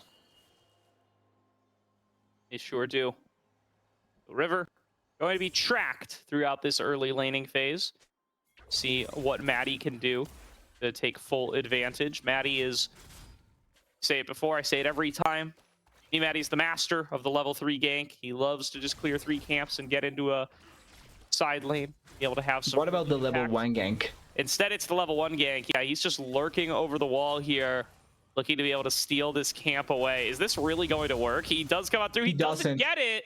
River wins the smite fight. Now he's level 2 against a level 1 no flash Maddie. It's all gone wrong, TDS. This is not what he drew up in the game plan one bit. Crushing blow, first blood to River. Yeah, not gonna lie, I'm not even sure if Maddie actually thought that he was going to get that, but he certainly did not. Flashes in, loses the smite fight, and it essentially loses out the early game pretty heavily for the side of Conviction, because their jungler is going to be extremely far behind. Jarvan is one of those junglers that you were mentioning that likes to go for those early level 2, level 3 ganks, and that essentially has been lost at this point. And you get put pressure with the jungler now and the top lane if you're able to push into the jungle and try and just steal away whatever they want. Only good thing is that the bot lane is so strong at this point that they are able to push away the bot lane from Pookie Bear, because if not, they could try and just attempt to steal the red buff on the blue buff from Maddie. Yeah, really good start here for River. Maddie gets back out there, going to start on his red side, potentially anticipating that his blue side could have already been stolen. That is not the reality of the situation, though. River finishes off his top side clear, going to recall, going to redeploy towards the bottom. Seems like the most likely path, but rocking 2 swords at level 3 early on. Not going to be dissatisfied with that one bit. and now should be in position to be able to help his bottom lane, as this scuttler is going to be spawning up soon and should be his for the taking. Royal fighting here, and that's a huge trade that they are able to get. I was about to mention how the good thing for Conviction as well is the fact that both side lanes are able to push, so they are not giving enough chances here for River to really be able to get into the enemy jungle and try and steal. The game is still in a spot now that Maddie kind of feels a little bit useless, and River will be closer to getting that level 6 power spike that he can just immediately begin impacting the rest of the map. But the side lanes are doing and mid lane are doing a really good job at keeping it under control. Yeah. Can see though, Gone working his magic, knows that he has the push advantage early on up against this Victor before the laser upgrades available, and so is going to make it a point to move up, get some deep vision there, try to keep track of where Maddie is, especially while he's behind. River will take his scuttler, will return up there, although Maddie has an angle in this top side now. No vision here for Royal, but he will be making a point to just crash the wave and back off. Wants to be able to spend and wants to be able to avoid any kind of Jarvan shenanigans from arriving towards his lane. Yeah, not going to give enough chance there to give a little bit of worry about it, as we see the pings coming in, and it's going to be Rivers trying to set up maybe for a dragon, a really early dragon, but they have complete vision control here, so they know that the Wukong is going to be around the area and they are not going to fall victim to anything from the monkey. I'm also surprised that in the mid lane, at some point, Sean had to blow teleport, and Doxa just now blew teleport. So he's actually quite ahead in terms of the damage that he can deal onto the Nico comparatively. For sure. Really strong trade there once again from X-Royal as he gets back into the top lane. Note that Lawrence has not gotten an opportunity to recall yet, so that item differential really going over towards the Croc. Pookie Bears have themselves a solid little early game. Good dodge from Nightstar on that deadly flourish. Could have become a really nasty trade for the Pookie Bears if they were able to keep it going, but Nightstar says no thank you. Getting back onto his invade game is Maddie, who has pretty much been able to catch up here. I mean, River got security for his early clear, especially after taking that early recall, but he does not maintain an advantage as he never actually manages to cross over and steal things away, and now it's actually Maddie taking a camp from him. A little bit aggressive here. They actually are going force the flash out. That's a really good trade coming in on the side of Conviction, and they want even more. Wow. Big damage pressure from Pika Pika, just connecting Q after Q, and now Nightstar taking the fight on Nikita, using that Varus passive from the takedown to keep the trade going. Kita forced to use the barrier. Che has to use both summoners, and the Conviction Star bottom lane showing up in game number 2. Yeah, exactly what they were looking for in that situation, able to get a little bit of that lead as they are able to force onto the bot lane from Pookie Bear. They blow the flash or both summoners out of Che, and they also take away the barrier. Even if Kita doesn't die, that's still a summoner advantage that they are able to try and get. Lawrence may try and look for a kill here. Well, no, it's just going to be the typical pattern of just bother the living hell out of your lane opponent until he just cannot play the game anymore. Yep, that is that's Yorick for you. That's Yorick in a nutshell. I do think that Maiden counts as a champion, so you can get some real fat Call the Meek heals off if you're able to Q out of both Yorick and the Maiden in one swing. But apart from fun little interactions like that, Renekton going to react to the Yorick lane much the same as pretty much anybody else. And that he has to hang back, get harassed by the little goblins, and wait for an opportunity to present itself while the Maiden is down. Che fought again, but does have access to the magical chains come down. Away. Kita got hit by the Chains of Corruption and will take a chunk for over half his HP for it. Now both bot laners, the Pookie Bears, chunked low. Conviction Star feels safe to start the dragon. Yeah, they may not die in that situation. They may not die in that situation, but that still means complete control over Dragon. Reaver still doesn't have ultimate, so he's not like he's going to be strong enough to force and engage in that position. But they are looking for a fight here. I'm not sure about this. Getting on in this. Sean gets the double pop. They're locked down. Curtain call over the wall. Lands the fourth shot onto Maddie. He's taken so low. He's finished off as well. It's a 2-for-1 so far. Nightstar's flashing forward. Wait, Nightstar. Massive proc. Looking on to Che. Make it 3. Kita executes Doxa, but is forced to flash away in the face of Nightstar. And there's that first pick. Varus showing up huge in a trade that favors Conviction. Yeah, it is still flash for flash in terms of bot laners, and actually pretty equal traits because it's 3-4-3. Both bot laners getting a lot of value in terms of what they are able to accomplish. And at the end, I do think that for Akita, it's really important that he gets those 2 kills because he was behind in terms of CS. He was getting pushed in lane. So he needed to have some sort of rebound play to try and get back into the game, and that's exactly what happened in that dragon battle. It is in turn a lot of summoners committed because River has no flash now, Sean has no flash now, Che is going to have flash soon enough, but it's not going to make a big difference, and Kita doesn't have flash now. So there's tools now for Conviction to try and look for a play, but Maddie doesn't have his flash either. Yeah, my big concern here is 3 kill participation going over to Doxa. He gets a lot of sparks for that. Gonna put him well ahead of his upgrade game from where he would have been otherwise, and 2 kills worth of gold. You can see he is well on pace to be able to get out of that Rod of Ages sooner than he would have otherwise, but Pika is caught. Doesn't look like 4 River is going to be able to catch on up, though. Nightstar is here for the backup, and once again, Che is harassed out of the play before it really begins. The Dragon down below half. Pop Blossom still not back up for Sean. Doxa doesn't have the Chaos Storm either, taking a little bit of harass on the other side. Blast Code over the wall. River's coming in looking for the steal. Will not be able to secure it. It goes over to Nightstar. It's a jungler for jungler trade to start things off as Doxa isolated from the rest of the team. Sean looking for a Pop Blossom out of multiple. Will only connect it on a Nightstar, who takes a big chunk off the 4th shot from Kita, but the follow-up damage is not there. Shay was already finished earlier. Sean had nothing left in the tank. Kita's out of ammo. And Conviction Star will clean up the fight in this bottom lane. Kita's alive. I think Kita survives there. Actually, the last second barrier there, thinking, pretty sure Nightstar thought that he was going to be fine. Oh wait, X-Royal. X-Royal popping the Dominus, looking for a solo kill here up against Lawrence. Deciding he won't be able to finish it off. Che with the flash magical journey combo buffer.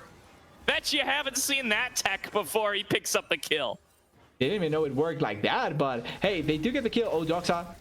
All right, a little bit of a fight on out here. Chaos Storm already been used, but River is down 2 levels versus Doxa's Victor, so they will pay its respect. They will get on away. I certainly don't understand this game in the jungle particularly, because Doxa, yes, he's 2 levels ahead, but Maddie, oh wait, actually, they are, okay, so this is the replay of how they killed Pika down there in the bot side. Plus the flash in. Yeah, the flash buffer, plus the ultimate there. I didn't know that worked like that, but I'm glad that I learned that. And I also wanted to mention, I don't know how Maddie was 1 level ahead of Reaver after that play, but that's how jungle works, apparently. And I hate it. You know what? It's 2025 League of Legends for you right there. It's Sean taking a lot of abuse of the mid lane. And I think this is some of the result of what we were talking about earlier about those early kills going over to Victor. Doxa is so strong now. Royal having a real tough time up against this York. I think he's just dead to the Maiden. Just barely sneaking away. Just waiting a little bit on the side as Doxa may end up dying here, but he's actually able to fight quite effectively. Having that rod already completed, not necessarily the full stacks, but having it completed is effective as Lawrence is dead. Well, it is a flash away. Cyclone finally connects, and River will be able to close out the kill. Nicely done for him. No assist to Royal, by the way, for that, but River will take it. Happy to get with the perfect 0-0-0. That's how it be sometimes, but does mean it's not Xin Zhao, right? Wukong's not Xin Zhao. You're happy to have some kills. You get the early Trinity Force. Your AoE damage is going to be huge. You'll be able to provide some value in the one-on-one. I think you're okay walking away with another solo kill. Yeah, you always get value thanks to that, and it's a Wukong. So the more items you get, the better it is for killing people later on in the game. And Renekton is doing fine by himself, has already completed an item, is looking quite effective at trying to fight back into the Yorick. I think he's still losing like on some of those traits, but he's still strong enough that he can fight. Like this. Yep. Well, continuing to keep on the pressure on towards Lawrence, has himself a faint CS lead, and will be very strong in the mid game here. Hoping to see him arrive to some dragon fights before too long, maybe a Rift Herald fight, and be able to flex the power that this Renekton provides in the mid game. It's really what the Pookie Bears need to try to advance themselves into a winning position. They've got a real strong Venn diagram composition here. with the Cyclone and the Pop Blossom from River and Sean. They just need to be able to produce some skirmishes and make good on it.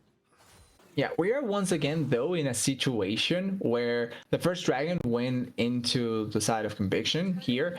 And because of that, the next objective, since the dragon is going to take a little bit longer before they actually are able to get it, the game is not probably going to revolve without the dragon. Says, oh, Lawrence has the flash.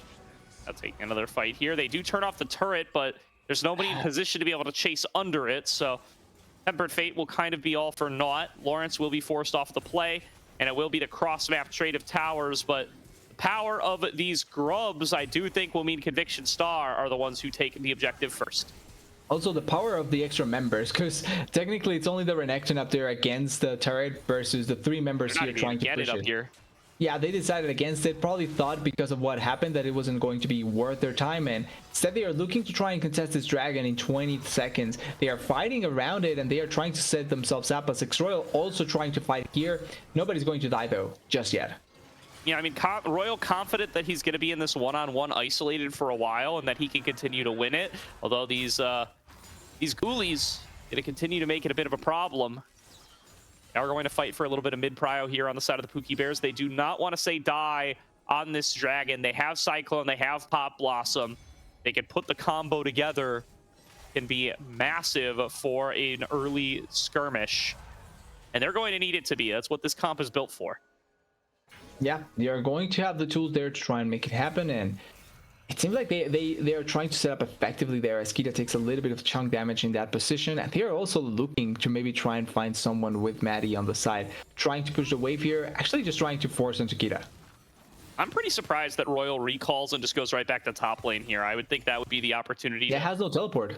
Yeah, I mean, I would think that he would just come on down and show up to the team fight and sacrifice the turret if need be. I don't know what value you're providing the team to just continue to sit up here, but we'll show up, we'll clear out the wave, we'll deny the turret. Lawrence is going to have to take a recall of his own. Team will start on off the dragon. This is a TP being channeled by Doxa. As Conviction Star are looking to challenge for the dragon. They're a little bit late. It will be smited on down. River's going to be able to secure it. Sean a little bit caught out. Tries to rocket belt his way out to safety. Will have to flash away from the snare of Doxa.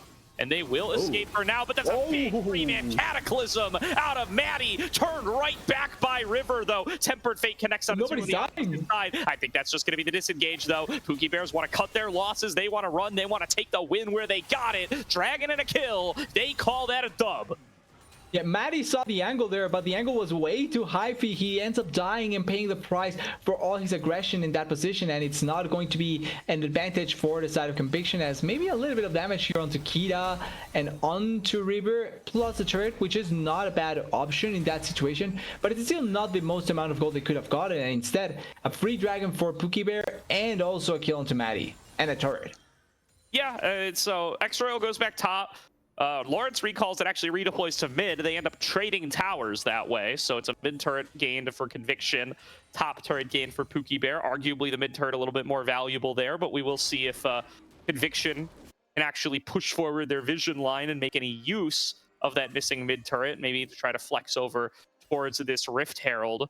The way that that fight broke out means that Cyclone's going to be down for a while. That's Shay just cycling spellbook, summoner spells, pay no heed to the ignite, getting thrown out willy-nilly. Yeah, trying to just make his presence known, especially with the rise of the spellbook. After the changes really brought back spellbook out of nowhere for supports, and I'm kind of glad because I actually forgotten that summoner existed, to be honest with you. Yeah, I mean, I'm gonna be honest, if you had asked me like 3 months ago, I would have told you that summoner spellbook wasn't even in the game anymore. So yeah. I guess that tells you how much I'm really playing these days. Royal finding a solo kill against Lawrence, catches the man with the maiden down, and finishes him off. Well done, X-Royal. That's going to leave him some alone time on this bot lane turret and makes a huge opening for Pookie Bear.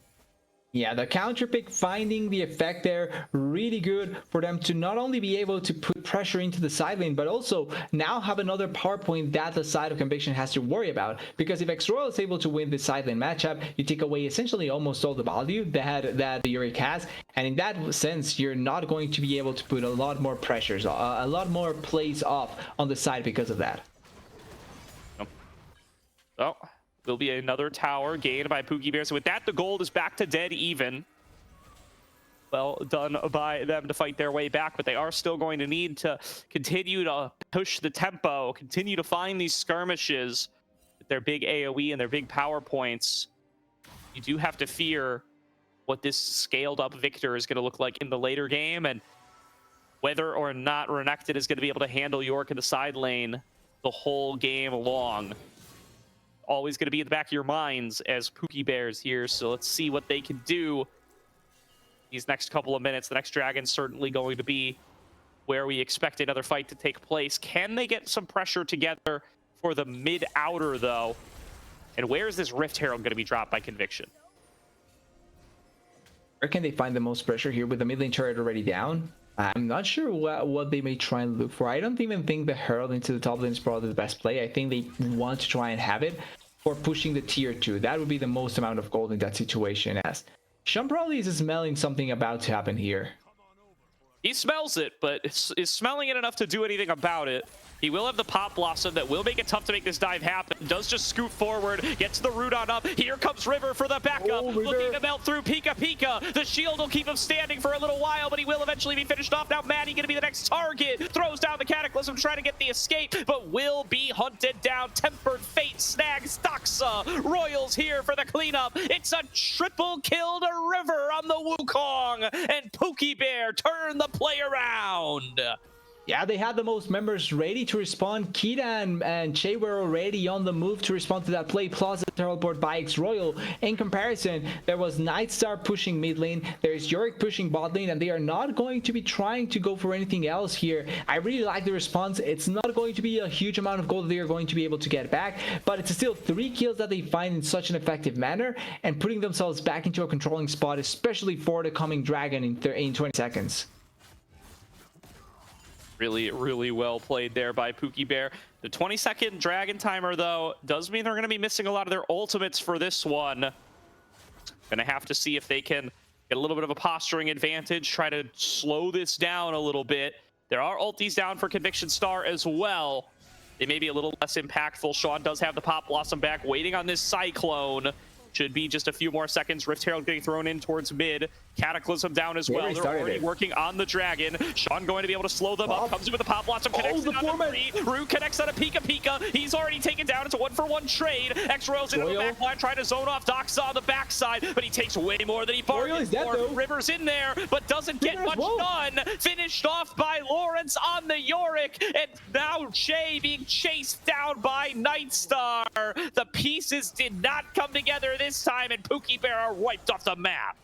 Yeah, the pieces fell apart all around. Only one member falls, and it's Pika Pika, the most tradable member in the whole side for Conviction. They not only get the teamfight win, they force Dragon, they get kills, and they also are able to get pushing power into the top side. Jurek just got a huge amount of gold out of that victory. He's also going to be able to push into this turret. Probably doesn't need to stay here for as long as possible, but it's still going to be such a huge amount of gold that they are able to get. And that was a fight. Can Sean stop him? He's going to take the whole thing. He can. They will get a kill. Yeah, they will kill him. I'm not sure if it's worth in that situation, but they will get a kill. I feel like the worst part here. So it is worth for Pookie Bear. I don't think it's worth for Conviction though, because more so than the kill onto Yorick, losing the maiden is really bothersome. Actually, the minion waiting on the side there, and that was such a huge ulti by Sean, by the way. 3-man into then getting the knockups from the Wukong, but then the re-engage by Maddie, and then also the control that they have onto X-Royal here is massive. Yeah, I mean, just they never touch the carries. They dump everything into the front line. River can't actually finish off Lawrence. Yeah, nobody ever touches the likes of Doxa or Nightstar, and I really do think they needed that Wukong damage on towards that back line. Instead, it is used to finish off Pika Pika and to keep Lawrence low. And that is not enough to come on up with the win. The most surprising thing there as well is the fact that that fight happened without Maddie's ultimate. So there was no Jarvan 4th Cataclysm in all that situation. And that's the biggest engaged tool essentially from Maddie. So for it to work out that effectively, it's a huge shout to Conviction. I mean, I think this is just a kill. There's no flash. Yeah, he's dead. This guy's dead. It was a pretty straightforward kill. I don't think there was anything to do there for Pika Pika. Not sure if using the Wukong ultimate is the best idea ever, but it's probably not going to matter. Yeah, I mean, nothing to fight for at least a minute and a half here until Dragon spawns, or Baron rather. Yeah. And it'll be up by then, so. Cashing out, getting this Sundered Sky. Picking on up another pickaxe. Continue trying to up his damage, trying to up his fight potential. I think we've seen it be successful and unsuccessful, and it's all based on who you are cycloning on top of. We could definitely see Nightstar and Doxa executing well in that last team fight, and Pookie Bear need to be able to get onto them. They will not be able to out damage them in a front to back situation. Yeah, they want to be able to hold on here anyway and have the most body possible in that sense. And look at the air below, they find Kita. Kita's caught. He's got no flash. Tempered Fate trying to buy a little bit of time. Che doing what he can to back up his bot laner. Throws down the magical journey, but Kita's got nowhere to go. His journey's to the grave. It's Conviction Star with a 5 versus 4 on the map, sieging on the base.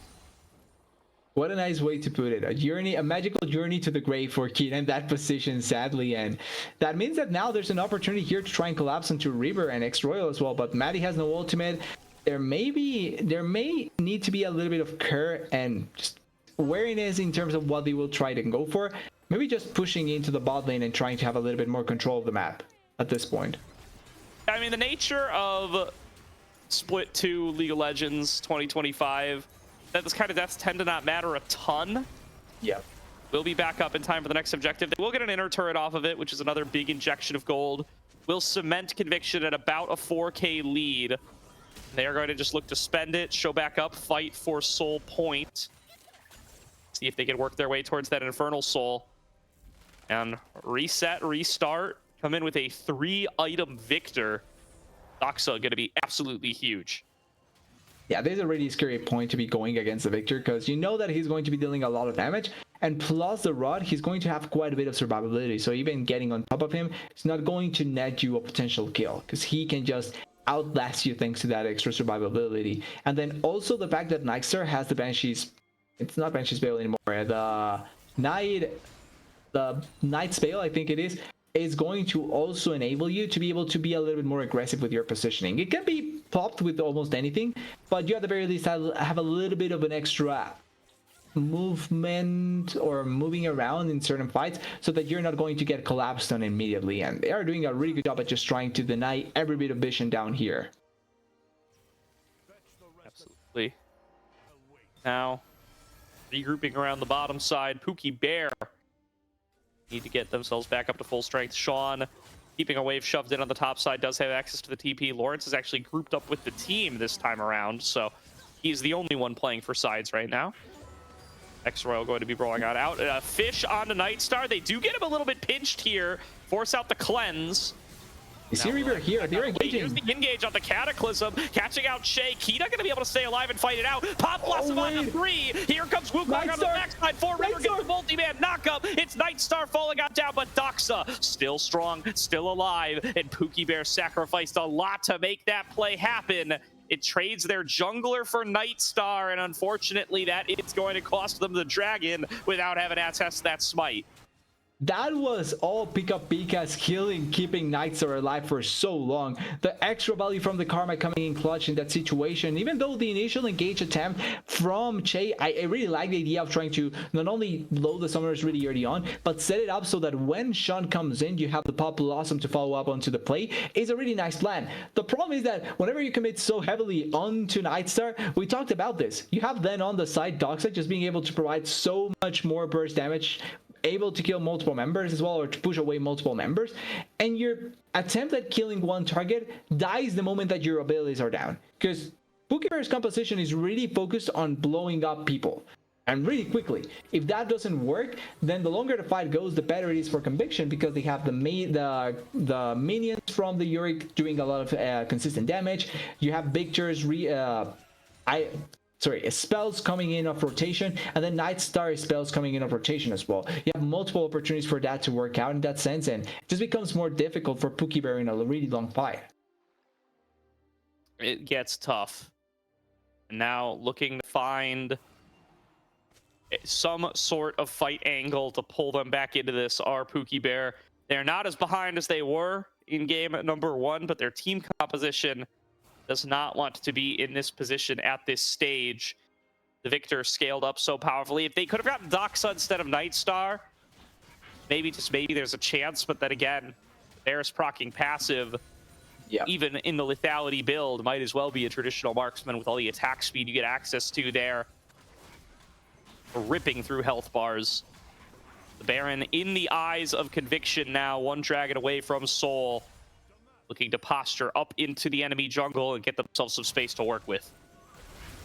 Yeah, they really want to have as much control as possible, and they are trying to just deny the entrance from Pookie Bear into this Baron buff area. One good thing for Conviction as well, by the way, with the Baron buff is that it's going to take quite a while for Pookie Bear to take down the Baron buff. Like, they don't have a fast Baron buff take. So that means that if you're able to just control the area enough, they cannot try and force the objective even if they wanted to. Another post-pause. Sometimes you get two of those now for the price of one.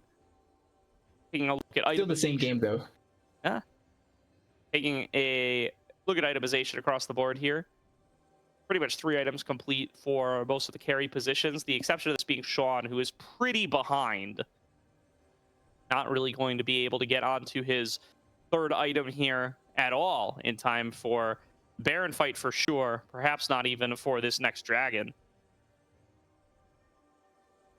Could be an interesting attempt there if they are able to find the opportunity to have another item for their carries. I think that as of now, with the current strength, it's just much better for the side of Conviction, especially because when you think about support itemization, I think that Karma is just feeling so happy with just these 2 items, where Bard can find a lot of value, but I don't think it's similar value to the one that a Karma will bring if trying to keep alive Dar and Nightstar, for example. Sure. Baron very well could be the site of the next fight. Conviction just maintaining their vision control, knowing that Pookie Bear have to keep going back. They have to keep taking risks to check it, to throw down vision. And if they can find Che, as they have so many times this series, they will create an advantage for themselves again. Nightstar making the pick. They find the pick and they can try and look for something with it. They are looking into the Baron immediately. So their Baron buff taking, I think it's quicker when they have the Yorick with them. Nightstar can provide good damage, but it's not as quickly as if it was on hit Barris. Now that probably will force the attention from some of the members from Pookie Bear, particularly if they can pull away X-Royal. That would be a big victory for them. Now moving on over towards that Baron. They are starting it up, it looks like, on Conviction's side. Royal and Lawrence going to start brawling it out. Can Royal win out this one-on-one? Sterik's going to proc for both sides. Here comes the stun. Here comes the slice and dice. Back over the wall. X-Royal going to finish off the kill. X-Royal gets it, but the smite from Maddie will secure Baron in the face of River and give the purple buff over to Conviction. It's a 4 versus 4 on Summoner's Rift, but Conviction Star are wearing Baron. Yeah, that really could have been scary if they lose Lawrence and then also lose Baron buff in that situation, but it's Baron buff for Lawrence plus River. They are going to maybe reason in this situation, try and wait out for their Yorick to be closer to alive so that he can teleport back into the play. And they also need to set up for that dragon. It's going to be 1:30 before the dragon spawns, and they have everything in their power to try and get that soul. An Infernal Soul Poke Barriers is a really scary champion to try and go against, so I think they want to try and get control over that area. Now, with a bigger and bigger lead, Conviction Star going to be able to exert control around the map, keep the waves pushing in their favor, and set up for this Soul Drake in 1 minute to cement themselves the Infernal Soul and a massive advantage in fight power for the rest of the game. A big effort from River to be able to get in there and make the steal, but it does not pay off. Now he finds Maddie inside the river. Be able to scoot back over the wall in time, and Pookie Bear just fishing around, grasping for whatever control they can find. Sean a little bit far up. It's a nice little chunk on a Maddie, but has to be careful about being at the target. Collapse on Chains of Corruption go wide. yeah, a little bit too optimistic with those chains of corruption, and because of how everyone is positioning, actually X-Royal right now is by himself pushing top lane, more than likely getting that turret, and he can keep on going. He has teleport, and they are trying to make it so that nobody can try and go for the stop. They stopped Lauren's teleport back attempt, so now it's just going to be a play for this dragon, which spawns in 10 seconds. They can rush it though. X-Royal is strong here. He's walking over to regroup with the team, actually. They want to 5-on-5 here, but again, they're a little slow. Kita just recalled. He's coming out of the base. He's not going to be here in time if they start to work out the dragon. It's already down. Soul secured. Tempered Fate. Only locks down the Maiden. Wrote on towards the jungler. Sean throws himself in, but he's already dead. It's a double kill to Nightstar. Maddie pursuing for more. Kita is found by the squad. Lawrence claims him. A flash out from Che, but too many members have already fallen on down. 4 for 0 to Conviction Star, and it's only X-Royal to watch as they break open the base. Yeah, it's only them, and they are trying to push multiple waves. They have only one cannon minion here, and then multiple minions down there in the bot side. How quickly can they push to finish the game? Probably not quickly enough, because River will spawn in 15 seconds, and they also don't have the wave just crushing now. But it's going to come in here. It's going to come in here, the bot lane wave as well. And this may be a 2 inhibitor attempt with the Baron. Well, actually, no Baron Bomb anymore. I mean, no more Baron, but what do you need Baron for? 3 members up. When everybody's dead.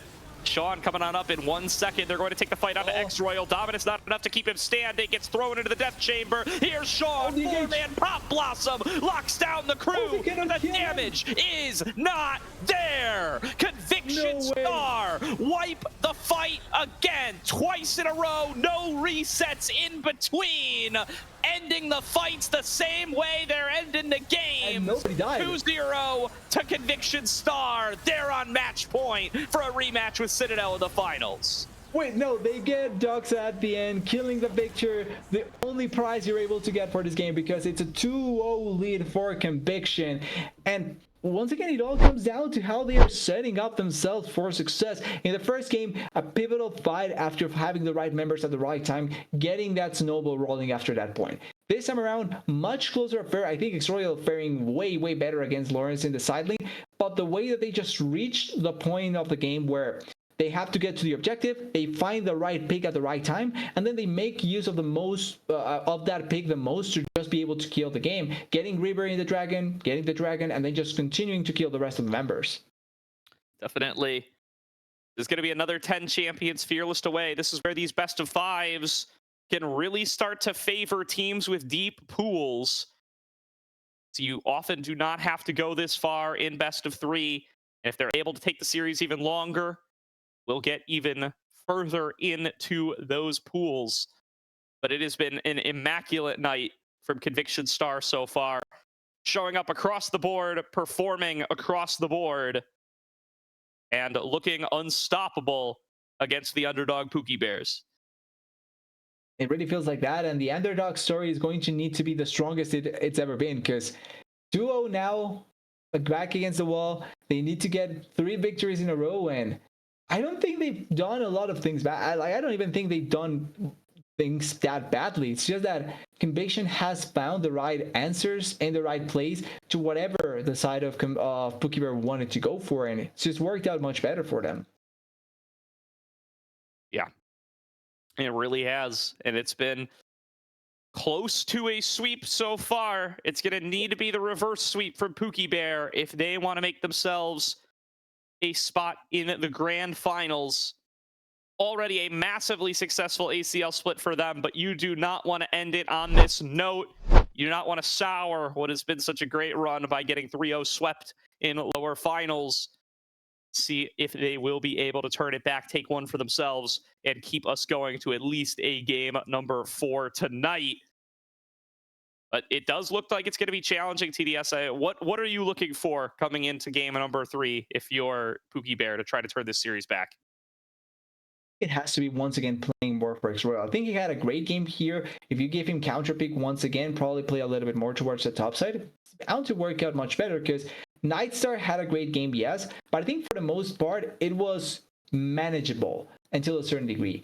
And Doxa in the mid lane, I don't think there's much like tools to try and just put a stop to Doxa, because like both mid laners are playing those control mages in the mid lane. Yes, Nico is a little bit more aggressive, but it's a quote-unquote control mage in a sense. And I think that if you're going to play that similar match or playstyle, you have to go towards the top side, where that's where the most defining point has been, and make it so that X-Royal can really be the carry to just push through everyone else. I agree with you there. We will find out what the strat's going to be coming into game number 3. We're going to throw it to another quick break here. We will see you guys on the other side as our third and potentially final draft of the lower finals will kick on off. Don't go anywhere. We'll be right back.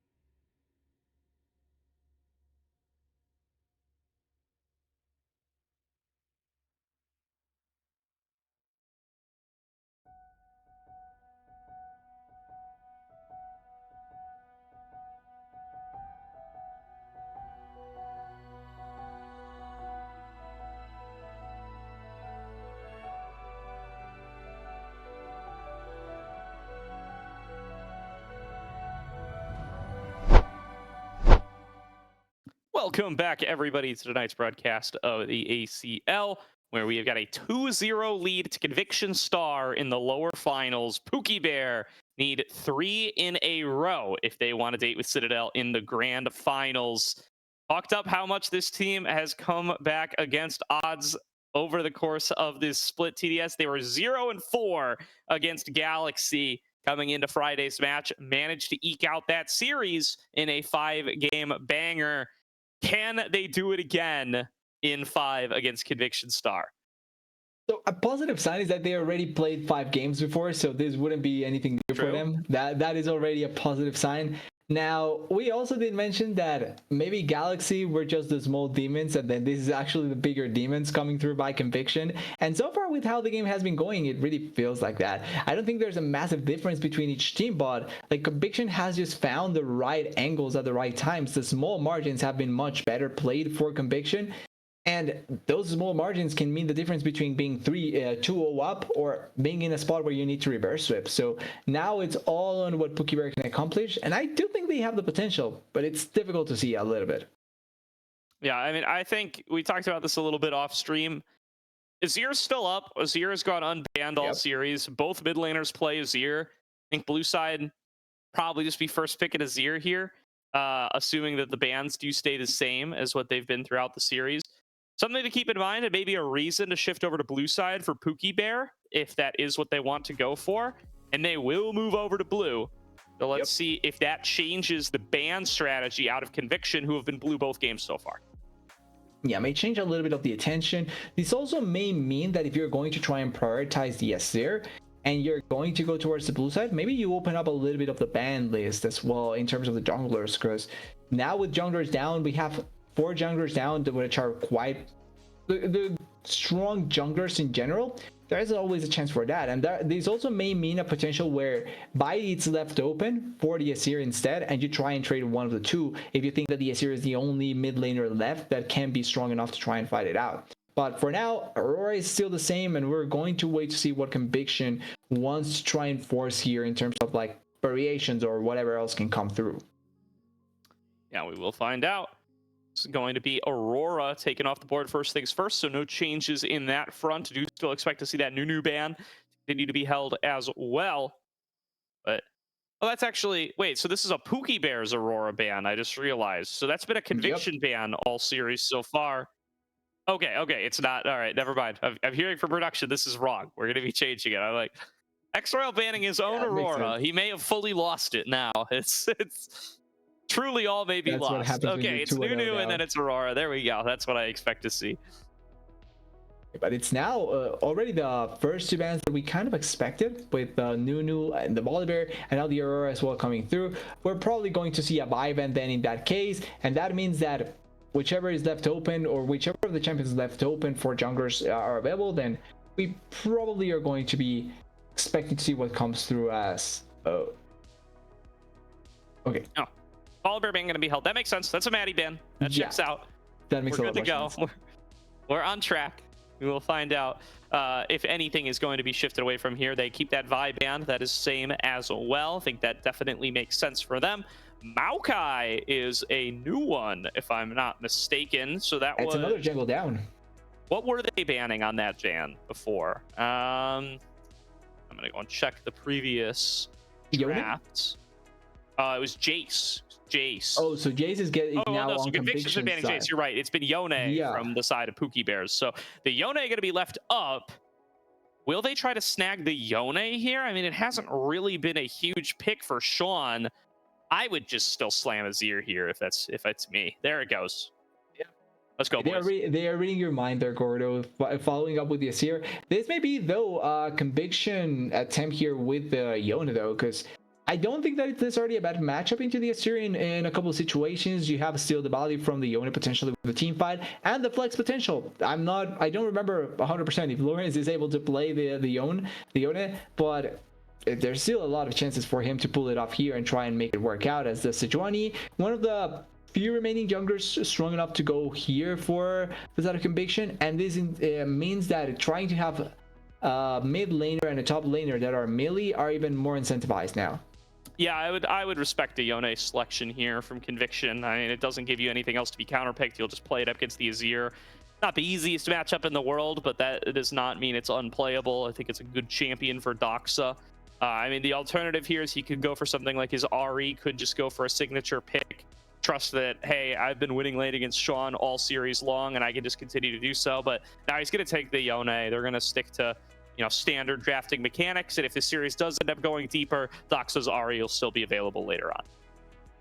Yeah, there's going to be other tools still available for them to try and take. We need to remember there's like 170 champions right now, or maybe a little bit less than that. So there's multiple options that you can still go for. I do think though that with the way that the pick and ban phase has been going, Rakan may be an option for the side of Pookie Bear right now. Here you can maybe take the Rakan and jungler, and then try and play around the 80 carries that are left whenever they try and go for the second round of bans.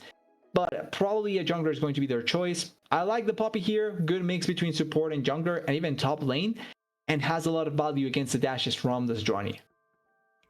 Yeah, and a very strong pick for River as well. He had a really, really good Poppy game against Galaxy. That was in their game number 4. Was a clear standout carry for them in that game. Has 2 different dashes to interrupt already, and they're going to snap up the Aatrox for X-Royal, his most played this season, alongside the Jace. Going to be one of the more powerful blinds that they'll get, and they cannot guarantee themselves a top lane counter pick given that they are on blue side. I like this start for Pookie Bears. They're going to save the bot lane for later on. They trust that they have plenty more options for Kita and Shay, and that those players have deep enough pools to be able to withstand another round of bans. I like this strat for Pookie Bear with their backs up against the wall, but the Rumble is left available here. They pick for team comp. I don't think it's a particularly strong counter into the Aatrox, but I think it does fit very cleanly with the Sejuani and Yone for a big combo team fight. Yeah, the idea there with the Yone, with the Rumble, and with this Sejuani is quite nice. I think the Aatrox with the, if I'm not wrong, I'm kind of sure that this is actually the patch where they actually buffed the Aatrox, so it makes sense that we're finally seeing coming through here. And as a blind pick, it was one of those champions that used to be the go-to blind pick champions with the Nars, with the Renekton's, with the Camille's. So it makes sense here that you're trying to play it blindly here in this situation. That being said, Lawrence is one of those Rumble players that you don't expect him to be as strong, and then out of nowhere, he just comes in and demolishes your team. So it's going to be a fun action here from the top side from Conviction. Same for Pookie Bear's top side, and now we're going to see a lot of bans towards the bot lane with the Caitlyn, the Rakan. Expecting to see maybe a Leona, maybe a Kalista as well, potentially. Renata could be a choice as well with the engaged potentials. So there's a lot of choices to really look into. And you were right, by the way. This is the patch that has the Aatrox buffs on it. He's got a little bit more healing on there. You know, they wanted some net neutral changes previous patch, ended up making him a little bit worse, ended up falling down in that tier list, and they bumped him right back up. So X-Roy was playing him even before those changes. So he should be happy with what he's gotten here. We'll see. It's now bot lane bans from both sides. Rakan going to continue to be taken away from Che as his personal favorite, and one that he has been able to flex on throughout the season. Caitlyn taken off the board for Pookie Bear, not wanting to have to deal with any of that stuff from Nightstar. Leona going to be another Che favorite off the board. Will it be the final ban the Alistar? Because there's essentially no more engaged supports if they ban the Alistar here, because Nautilus, Leona, Rakan are out. Also, you have the Rel out because of the first game. So yeah, but probably the Hook champions are the next in the list. Although you can technically go for the hyper carries and try and pair them up with the Enchanter supports. Lulu's still available. Yan is still available. There's choices. Nami Lucian is still available. Nami and Amelia Lucian as well. There's choices that you can go for if all the engaged supports are out. Yeah, it's a tough question, right? I think the only thing is, I think you might ban Lucian here if you're Pookie Bear, to try to avoid any of the Lucian duos from coming on through for Nightstar and Pika Pika. I like the idea of banning the Alistar and just saying engaged supports are down, but it feels like there's a little bit of a back and forth there, because I think if you're doing an Enchanter support battle, you're happy if you're Che. You feel like you should have the edge there for Che. He has the probably broader champion pool with more ranged champions, but if you're going for a hyper carry battle, I think you're definitely happy if you're the team with Nightstar. So there's a little bit trade either way, but they ban away the Tristana, so the Lucian duos are up. I mean, if I'm Conviction, I think I'm just going for the Lucian duo here, and I think I'm pretty happy about it. Yeah, in general, one of the two can work out, and as long as you're able to find the right value with them, there shouldn't be much difficulty. You also have the opportunity to maybe go for something like the Ashe, much more supportive AD carry, but it still provides quite a good value. You can pair it with an enchanter anyway, so there's always the choices there to really magnify the value from your team, but it's going to be the 6 instead. So not against it just because you do have the unit, but at the same time I feel like in this sort of game where you already have a rumble, you don't want to go for more magical damage just to try and incentivize the enemy team to build magic resistant. You want to try and play it up so that your one magical damage dealer will go unchecked, and the rest of the team has to deal with the armor or whatever else they build. But if you're going to force them or incentivize them into building magic damage, magic resistance, it's not going to be the best choice ever. Yeah, I mean, I really, I would like to see a Lucian duo here, but I guess neither of these teams really are big Lucian pickers. I don't think there's any games from either of these marksmen on it yet this season, so just deciding that they do not want to go for these sorts of duos. So instead, it's going to be Kita and Che now with their selection. The Senna is still up. You could go for a Senna duo, especially with that Alistair that is available for Che. Misfortune going to be the selection here. I do want to say, Che played a Misfortune support game last week. So there's a world where they do just go Misfortune support with some other marksman here. Choices there. It could be Senna Misfortune, technically. Senna is still an AD carry support, so you can kind of go in there. I'm not sure what else like they could be pairing it up with. Actually, Shen, I'm not sure if you said Shen, but Shen actually could be an option. They played Jin 80 carry, Misfortune support against De. They lost that game. That was the game they lost, but they did play it. So. But it's fine. I think if they like, I was thinking now Shen could probably be an option, but yeah, they go for the last remaining engaged support, which means that the counter pick here for them, I still think the 6 here a really nice choice. You have the bomb to try and push away the Alistair, also mess up the ultimate from the Misfortune, and also Misfortune is seeing Doc as an AD carry because you have to pop your ultimate and be still in the same place. That is marvelous for Rumble, for Jonev, for 6. Like, that works out massively there. And it is going to be the Ashe board, I think. Yeah, it's going to be Ashe support. I'm pretty confident.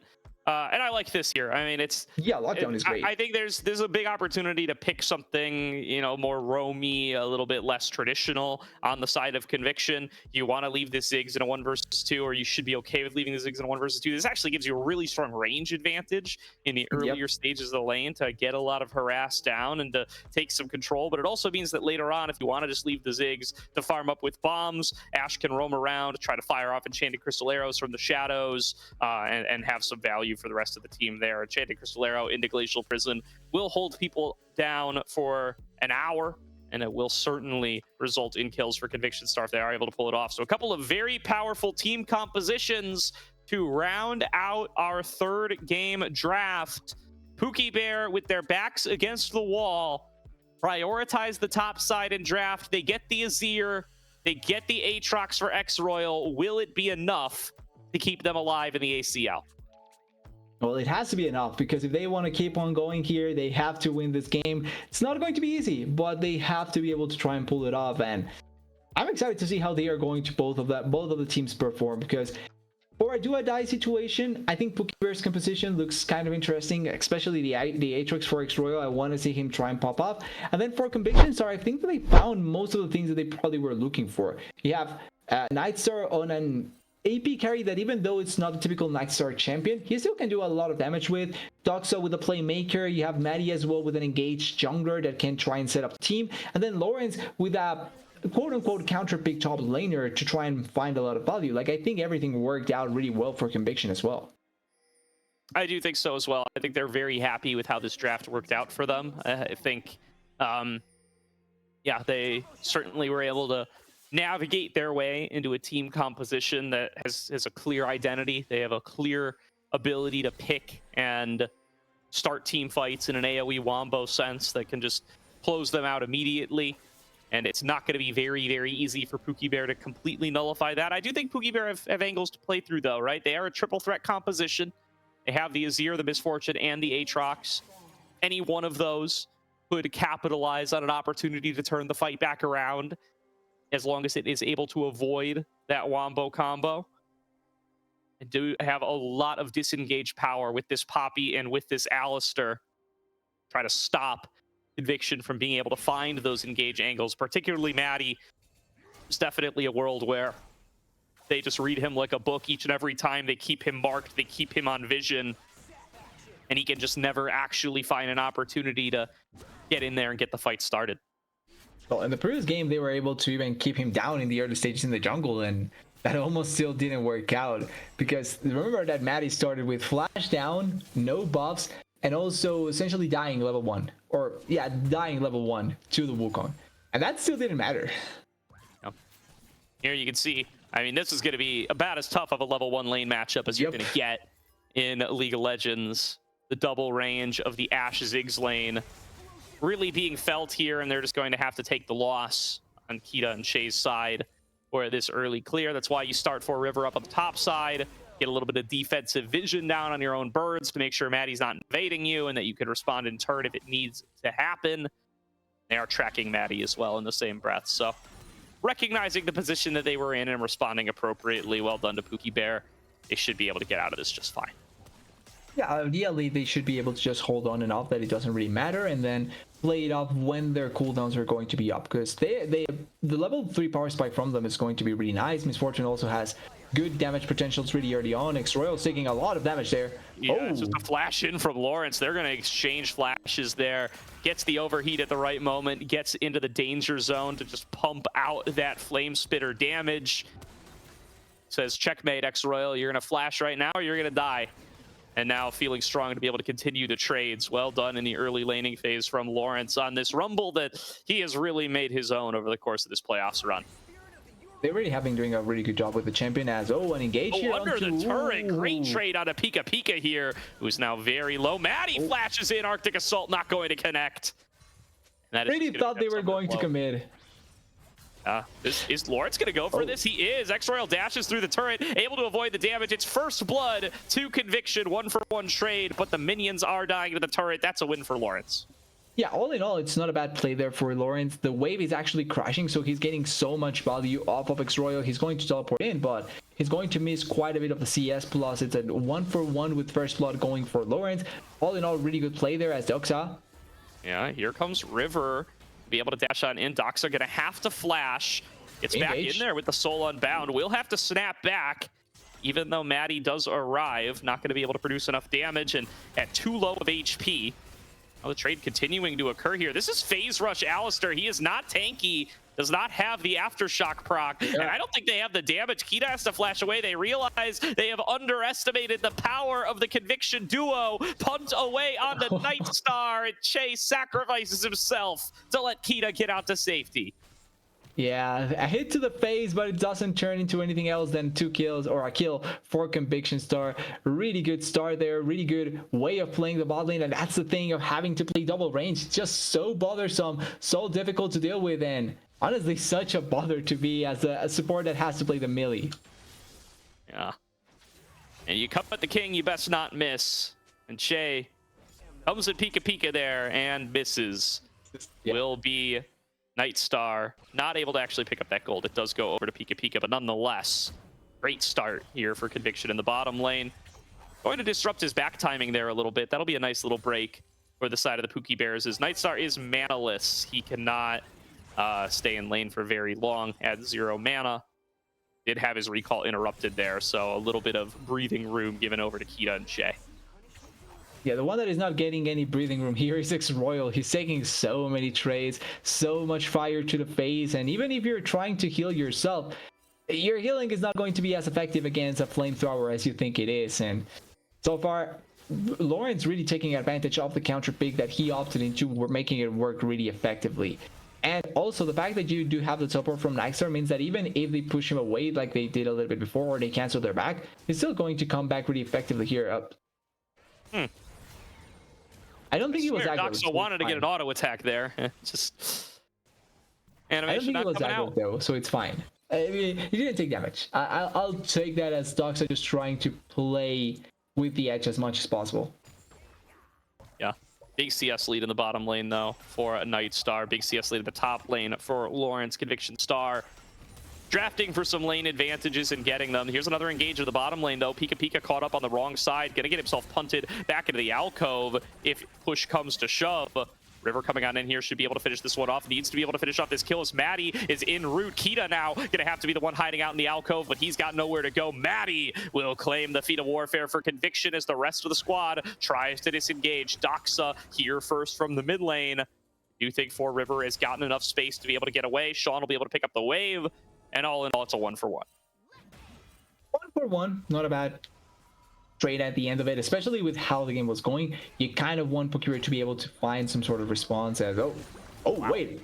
Wow, Nightstar knows his damage limits, one-shots Alistair over the wall, and Shay will give another one over to the Conviction bot laner.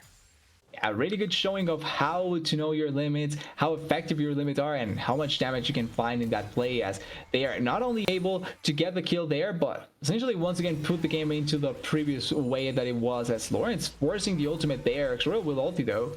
World Ender coming on across. Xroil going to try to fight it out, going to try to heal on through this. It's not the danger zone yet. Flash away from the Q3. Lawrence outplays it and finishes off the kill. River, I think, should be able to get this kill back. Yeah, ulti into Q. Lawrence tanking up minions will fall down to 4River. I was probably thinking there that maybe there was no vision and he could play around that, but it's not the case. They end up still finding the counter kill. But in this position where you're still finding so much value as Conviction, even when they get the counter kill, it's just difficult to really say what Pookie can try and do. Like, it's fine if they get something back, but when they are so behind in terms of what they are getting back, it's not really worth it. And their composition, it's not like they will outscale the side of Conviction when you look at it. You have double mage, or mage in the form of 6, plus Doxa that is going to keep on progressively getting stronger, a great tank in the form of the Sejuani, and Lawrence ultimate is only going to keep on finding value because you're playing against a Misfortune that will be a sitting dot. So everything should be much better the longer the game goes for Conviction. Yeah, the gold lead still being held by Conviction here off the back of several good early game plays. They're working on these grubs. They've had complete control over these grubs all series long. Does look like Pookie Bear posture as though they want to contest, but they don't have their mid laner. Feels like a lot of these objectives have turned out that way. Just somebody is a little late on their reset, a little late to the party, and it lets Conviction clean up the objective yet again. Will be 2 to their name, and they are well on their way towards securing those feats for the 3rd game in a row. Yeah, they are looking to do a really good job with that, and it's looking like it's going to work out really effectively there. Now, once again, what can they buy with it? What can they find with it? Probably a lot of value thanks to the champions that they have, and also with having a 6 this game, if they're able to get onto a turret, their skirmish value is also going to be really high there. Definitely. Conviction showing up at the right time in full form. Maddie, Nightstar, and Pika, of course, will be participants in the NACL promotion tournament later this week, playing with Cupid Esports. Pookie Bear is kind of the odd ones out of our top 3, in that they are the one team that will not be participating there. Conviction, at least with 3 of their members, Citadel with all 5. And Conviction looking like they are in form for that tournament as they want to qualify to show up. If they look like they want to qualify, and it's if that's the case, if they are going to play like this, oh wait, odds just went up to 50-50 today, by the way, as Kita and River going to be a little bit outnumbered, a little bit outgunned, and a little bit of flash forced out of River as Maddie and Nightstar and Pika continue to flex this double range bot lane. They keep the pressure on, and they make it harder and harder for Kita to be able to get much of anything. It is just so difficult for them, and Maddie's just dancing on their faces knowing that they cannot do anything at all. Yeah, just looking to secure what is already a dominant position for the bottom lane. And Maddie says, hey man, every lane pretty much going according to plan here. Doxa's doing just fine. He's going to be a big force later on once he gets some items. Lawrence already winning in the top lane. I'm not worried about what 4River can do in this 3-on-3. I'm going to lock in a bot lane turret push win. I'm going to get 4 plates minimum over to my team. And we're going to finish him off with a satchel charge. Call that feats of strength.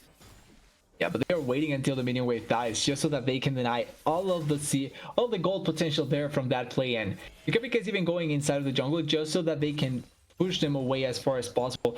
They didn't even take down the turret. They're just denying the full wave. Checkmate, right? Yeah. They win the 3-on-3. They're too strong with the position that Pookie Bear find themselves in. Sean can't leave mid. X-Royal can't leave top. That's it. It's all face up. There's nothing you can do. Ooh, shuffle in from Sean. They're going to be able to get the combo out together. Nice Enchanted Crystal Arrow out of Pika Pika. Buys a little bit of time, but Doxa gonna have to snap back. Gonna have to die to Sean. Pookie Bear get one back. Yeah, an arrow to the face and a little bit of a heal coming in from Pika Pika, but it's not going to be enough to salvage the situation there for Doxa. I respect the way that they were trying to play it, but it was much better done as, Lawrence. Oh, Royal just doesn't have the healing. Oh, he gets one more stab off, and it's another 1-for-1 in the top lane. Even if Lawrence survived there, he probably was going to die just because Poppy was coming on the side. So River was bound to be able to get on top of them and get the kill back. That being said, it's once again another 1-for-1, but in a situation where Lawrence is so heavily far ahead, he has so much more gold than the Aatrox, and X-Royal is trying to come back into the game and be able to fight it back. This is just going to be much better for the side of Conviction, as Doxa will now also get free time in the bot side and try and make himself as valuable as possible in the context of the game. Yeah, I mean, this is just such a great position. Conviction securing themselves even better lane states, if that's even conceivable. So now Nightstar and Pika Pika can rotate over to mid lane. They can play the 2v2 in mid, get more plates, and potentially even another turret in towards Nightstar. And then they also now get the long lane to play in with Doxa, making it a lot better of a matchup for the Yone, facing off up against that Azir, where he can really flex that mobility. They were looking a little bit for Lawrence up there, but it's not going to pan out into the... Oh, Kita. Ooh, nice flash away. Dodges 2 ultimates with 1 flash. Has the cleanse on cooldown, so needed that one. And here comes Che on the flank, trying to make it happen. Flash from Pika Pika will stop that engage, and the play will fizzle. Pookie Bear thought they had a moment there to be able to punish, but it will just be net neutral.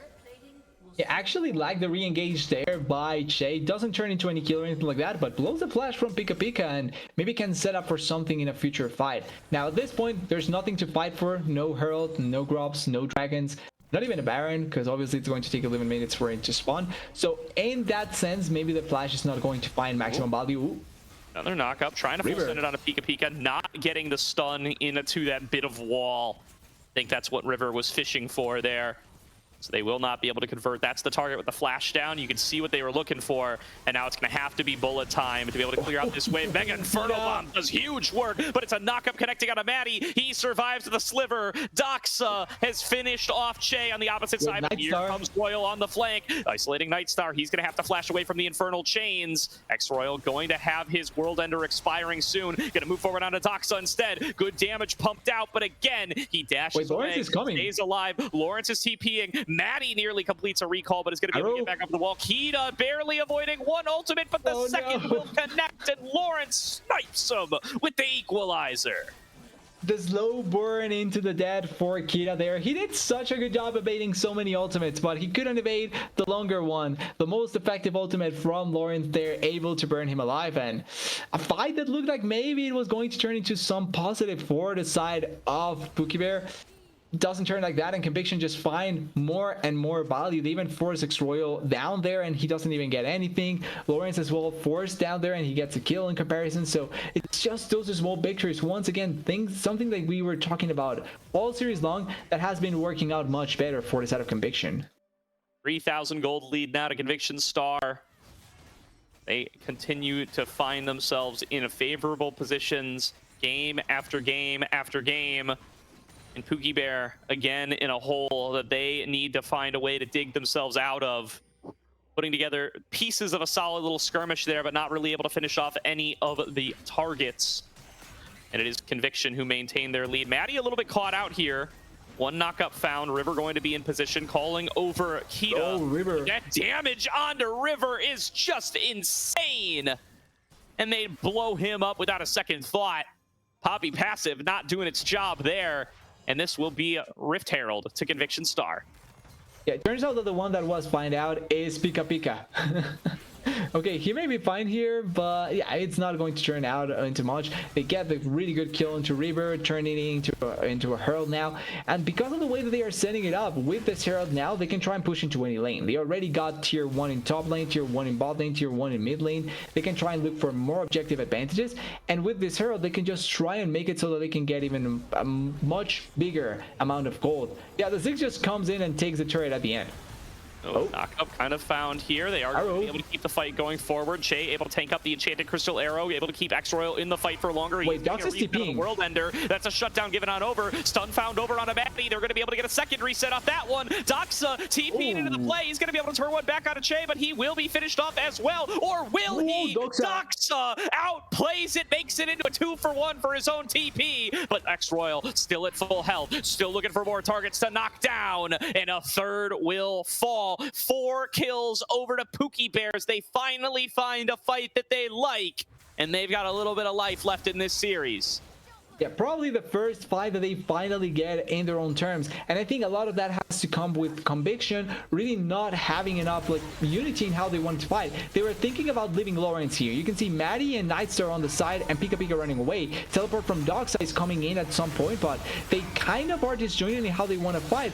Nightstar, which is one of the strongest members, is so far away trying to zone away the Azir for some reason, and in the process, yes, Doxa gets 2 kills, but this could have been a much bigger disaster if they don't get anything back, and instead they allow for the side of Pookie Bear to be able to get back so much gold in their favor.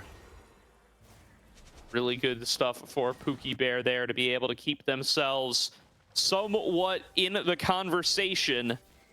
2,000 gold lead over to Conviction, still nothing to be scoffed at, but Pookie Bears, they've got the Azir. They can scale into this game. And getting that extra trade, getting that extra money back over into X-Royal will do a huge part in keeping them competitive. TP available for both top laners as the standoff around this dragon starts. Stopping Conviction from fully stacking up the Drake is going to be a huge part of the Pookie Bears win condition now. They really hope they're going to be able to find a way to steal one of these or cheese out a fight. They don't have the Keeper's Verdict, though. They cannot punt anybody out. I think they're going to have to give this one up.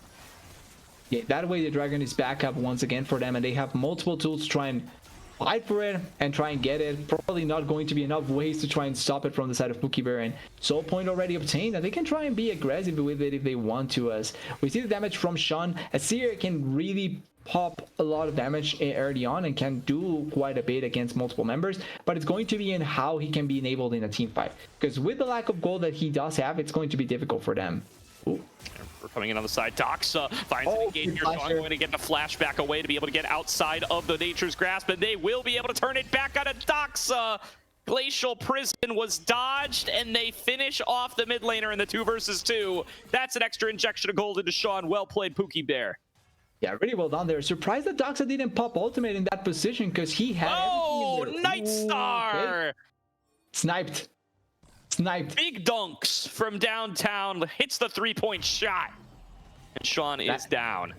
Nightstar really wants to prove that he's not only an AD carry marksman AD carry, that he's also an AP carry in the best way possible, and he's pulling off really nice plays with the 6. Getting that early kill onto the Alistar, knowing the right amount of damage that he can deal, and then now here, sniping the life out of Sean really effectively. But going a little bit back, even if Sean dies here, he still gets a kill from the fight against Doxa in the bot side, and that is the sort of gold advantage that you want to have. Great flash here by Lawrence. Yeah, going to chase on down. Will not be able to find it. There will be another trade starting off on the Otacon. Will they be able to try to fake a fight for it? Working their way on towards the minion wave. X-Royal pushed back. More numbers available for Conviction for the time being. They are calling over Kita, though. It looks like Pookie Bear at least wanting to fight for some vision here. He currently all belongs to Conviction. Doxa and Sean doesn't have teleport just yet. It's about, I think now it came back, so now they will be able to have it. But in the previous play, there was not a lot of chances for them to actually force it, as Lauren's getting traded on, but I'm not sure if X-Royal wants this. Coming on over, nice interrupt on towards Maddie from River, going to stop the play. Enchanted Crystal Arrow connects. Here's the full ulti combo. River channeling up the Keeper's Verdict, ends up not casting it, and Royal will escape by the skin of his flash. Che stepping up forward, losing a lot of health, going to have to pop the Unbreakable Will. Rift Herald now going to be crashing on down, means Pookie Bear can't retreat. They're at risk of losing multiple structures. Will fall on down. River trying to make a play to bounce somebody outside of the Herald, does not work out. Here comes another charge. Maddie going to be able to get in there. Arctic Assault his way out. Quick on his feet. Maddie gets away with a little bit of a robbery there. Yeah, watching them trying to stop Maddie was really funny, but at the end, they do find so much value out of that Rip Herald, able to try and threaten the turrets, the structures really effectively, and a lot of that always comes down from the fact that you have a 6. The 6 will always be such a threat to any structure that you have in your available on your side, and as long as you're able to just keep the push up and try and keep the 6 safe, you cannot force too heavily because he's just going to take down the turret really quickly. Now, the goal that they got from that turret played in the top side is really, really good, but I feel like the most important part here is opening up even more space so that they can control both the side that they want to play for, if it's the Atakan, or getting that soul at the end on the other side of the map. And this whole game, Pookie Bear have just been desperately funneling money into Sean's Azir, the thing that they first picked on blue side. And what do you have to show for it? Well, you get 2 items. That's what you're going to have for this Dragon Soul fight. You have a 2-item Azir. That is the payoff. That has to be enough. Or Conviction may just take Infernal Soul, and it may be enough for them to close out the game before you can scale as much as you'd like. Look at it in the bright side. 2-item Azir is better than 1-item Azir. It is. Oh, wait. River coming in on the flank, thinks he's got it a Pika, gets an interrupt there onto Doxa. Doxa can't get over the wall. Bullet time opened up. River will not let Pika go. Stunned up by the Enchanted Crystal Arrow. Shaking it out in there as well, but both of them are low, and neither one are fighting their way onto the support. X-Royal going to pop the World Ender. Stepping up, looking for a kill on a Maddie. Otacon getting involved in the fight, keeping everybody low. Kita found on the backside, takes a huge chunk of damage. Sean gonna be the next one getting toasted, and everybody on Pookie Bear is sitting on a sliver. They turn it back, but Doxa is cutting them down one after the other. X-Royal full sends it, and nobody finds jack squat for Pookie Bear's Conviction, a 5-for-0 ace. Yeah, nothing is there for the side of Pookie Bear. Maybe Atakan can kill the Ashe in this position, and that can be their only consolation prize, because all right. Yeah, Otacon almost got more kills than all of Pookie Bear there. I wasn't going to be, that wasn't going to be serious there, but it almost happened. Still, such a great team fight by Conviction, and it starts off with an initial attempt at a pick for Pika. The problem is that they committed so much into trying to kill them that when it didn't happen, you have such a huge amount of continuation damage from the 6, from the Rumble on the side, and then you just are able to get them into such an awful spot. Like, everyone on the side of Pookie Bear was just forced into an awful spot, and nobody could save them at that point. Well, you gotta just shake it off and try again if you're Pookie Bear at this point, as it's Dragon time, baby. So now they got Thornbound Otacon, they got an even bigger gold lead, and you've just gotta slam your head into that wall again and hope you break through this time. Che on a deep flank angle, looking to try to be the X factor that they need. Ultimate's all back up and available. Sean gets the Emperor's Divide here. Oh, the arrow on the face. Crystal Arrow onto Sean, and 2-item Azir. You've scaled for it all game, and it is gone in an instant as Pika on the Ashe support finds the critical target. Pookie Bear are forced out, a 3-for-0 team fight for Conviction, and they'll cash out with the Infernal Soul. Arrow to the face, bird to the base, and it's going to be a game for Conviction where they have everything they want. They have Soul, they have Atakan, they have the Grubs, they probably have X-Royal here as well. Doxa, it's a close. Okay, no, they died. Yeah, no. I do not like the fact that they helped Doxa in that situation. Let him fight like his own fights. Like he was there by himself. You don't need to help him. Spot of the finals on the line. Conviction Star, not messing around. Also, you know, maybe they got dinner plans or something. They're looking to get out of here in short order. And a dominant showing in this game number 3, just melting through Che. No Unbreakable Will this time. Over the wall goes Doxa, looking to keep the fight going. Flashes forward, double kill. Sean falls, Kita falls. Thornbound Otacon paying dividends as every target is left without a place to go. It's another ace to Conviction, another 5-for-0 ace at that point. And Conviction looking to close the game out. Only X-Royal alive. Che gonna be back up here in a couple of seconds. I don't think anybody going to be able to stop this rampage, though. A flash forward on towards Pika Pika, pulled back in, will not be finished. X-Royal is down, and Pookie Bears, they may have beaten their demons earlier on, but there's a couple bigger demons waiting for him here. Conviction Star, one of them. They will earn a rematch with Citadel in the ACL Grand Finals. They will take a third shot at the tournament favorites and see if they can change their fate this time. So, like, the order, is it like the small demons were Galaxy, the big demons are Conviction Star, and they're the biggest demons are Citadel? It's kind of the deal, right? So now the big demons have to face their biggest demons and be able to close it out, because this was not the third game. I think was the least close out of the whole series. But I think that it also plays with a lot of factors, both mentally and the fact that you're already down so early on. It did have such a big impact on the side of Pookie Bear. Also, first time they go for blue side and they get counterpicked in 2 lanes, essentially, and it doesn't work out for them.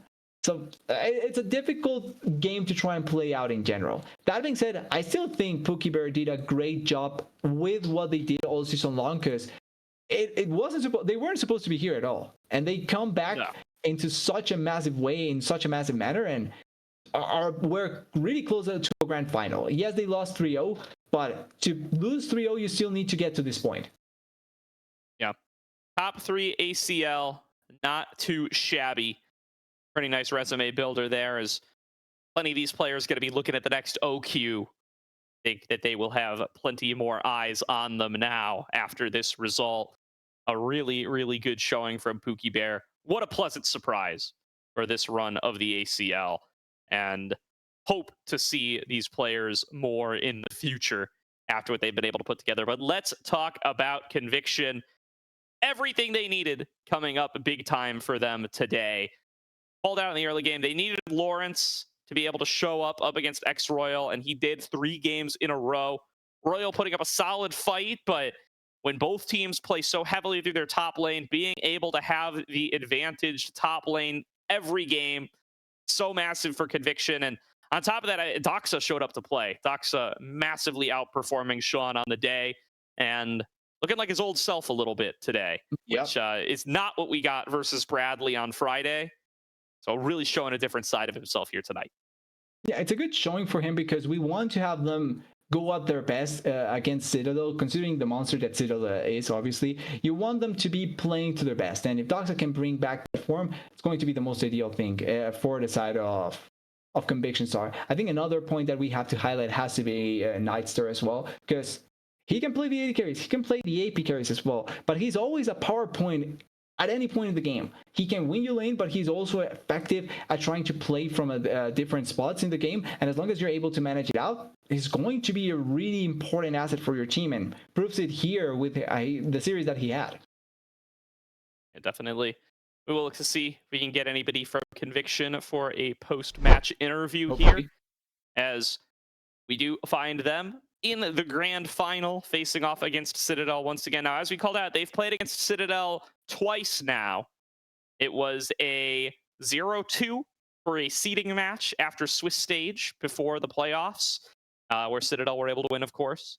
And then 0-3 in the upper bracket final just last Friday. So Conviction Star with 5 games in the tank against Citadel, 5 losses.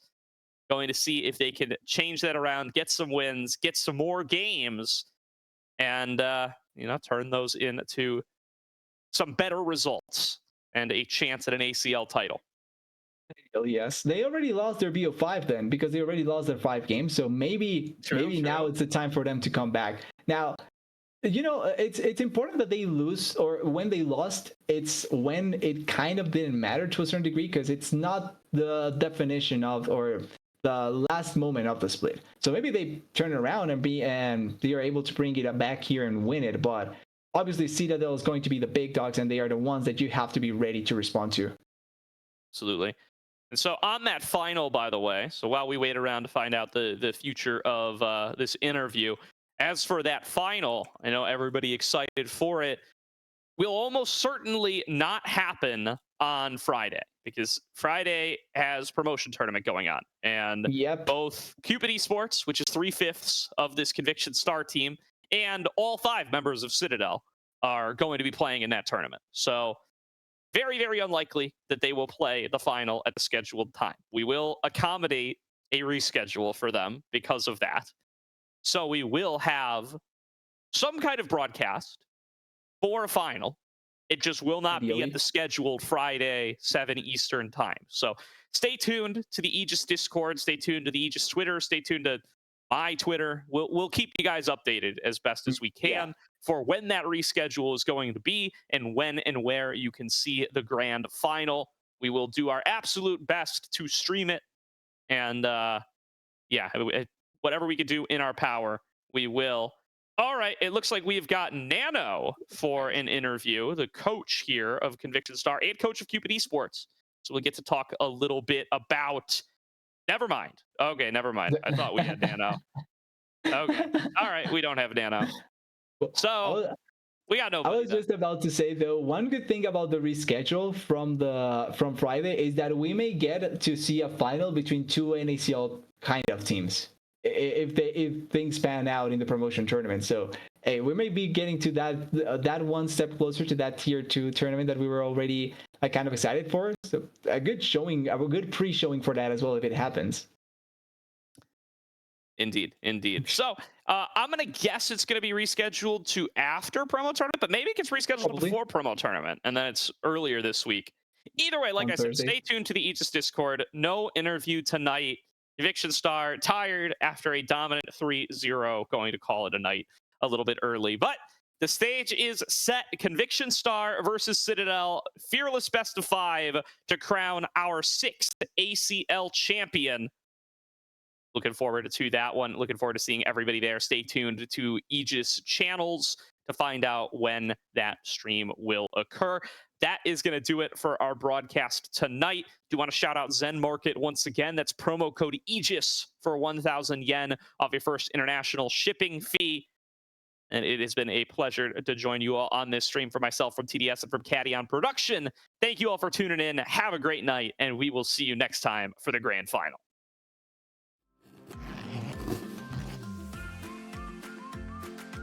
Zen Market. Zen Market. Zen Market. Zen Market. Zen Market. Zen Market.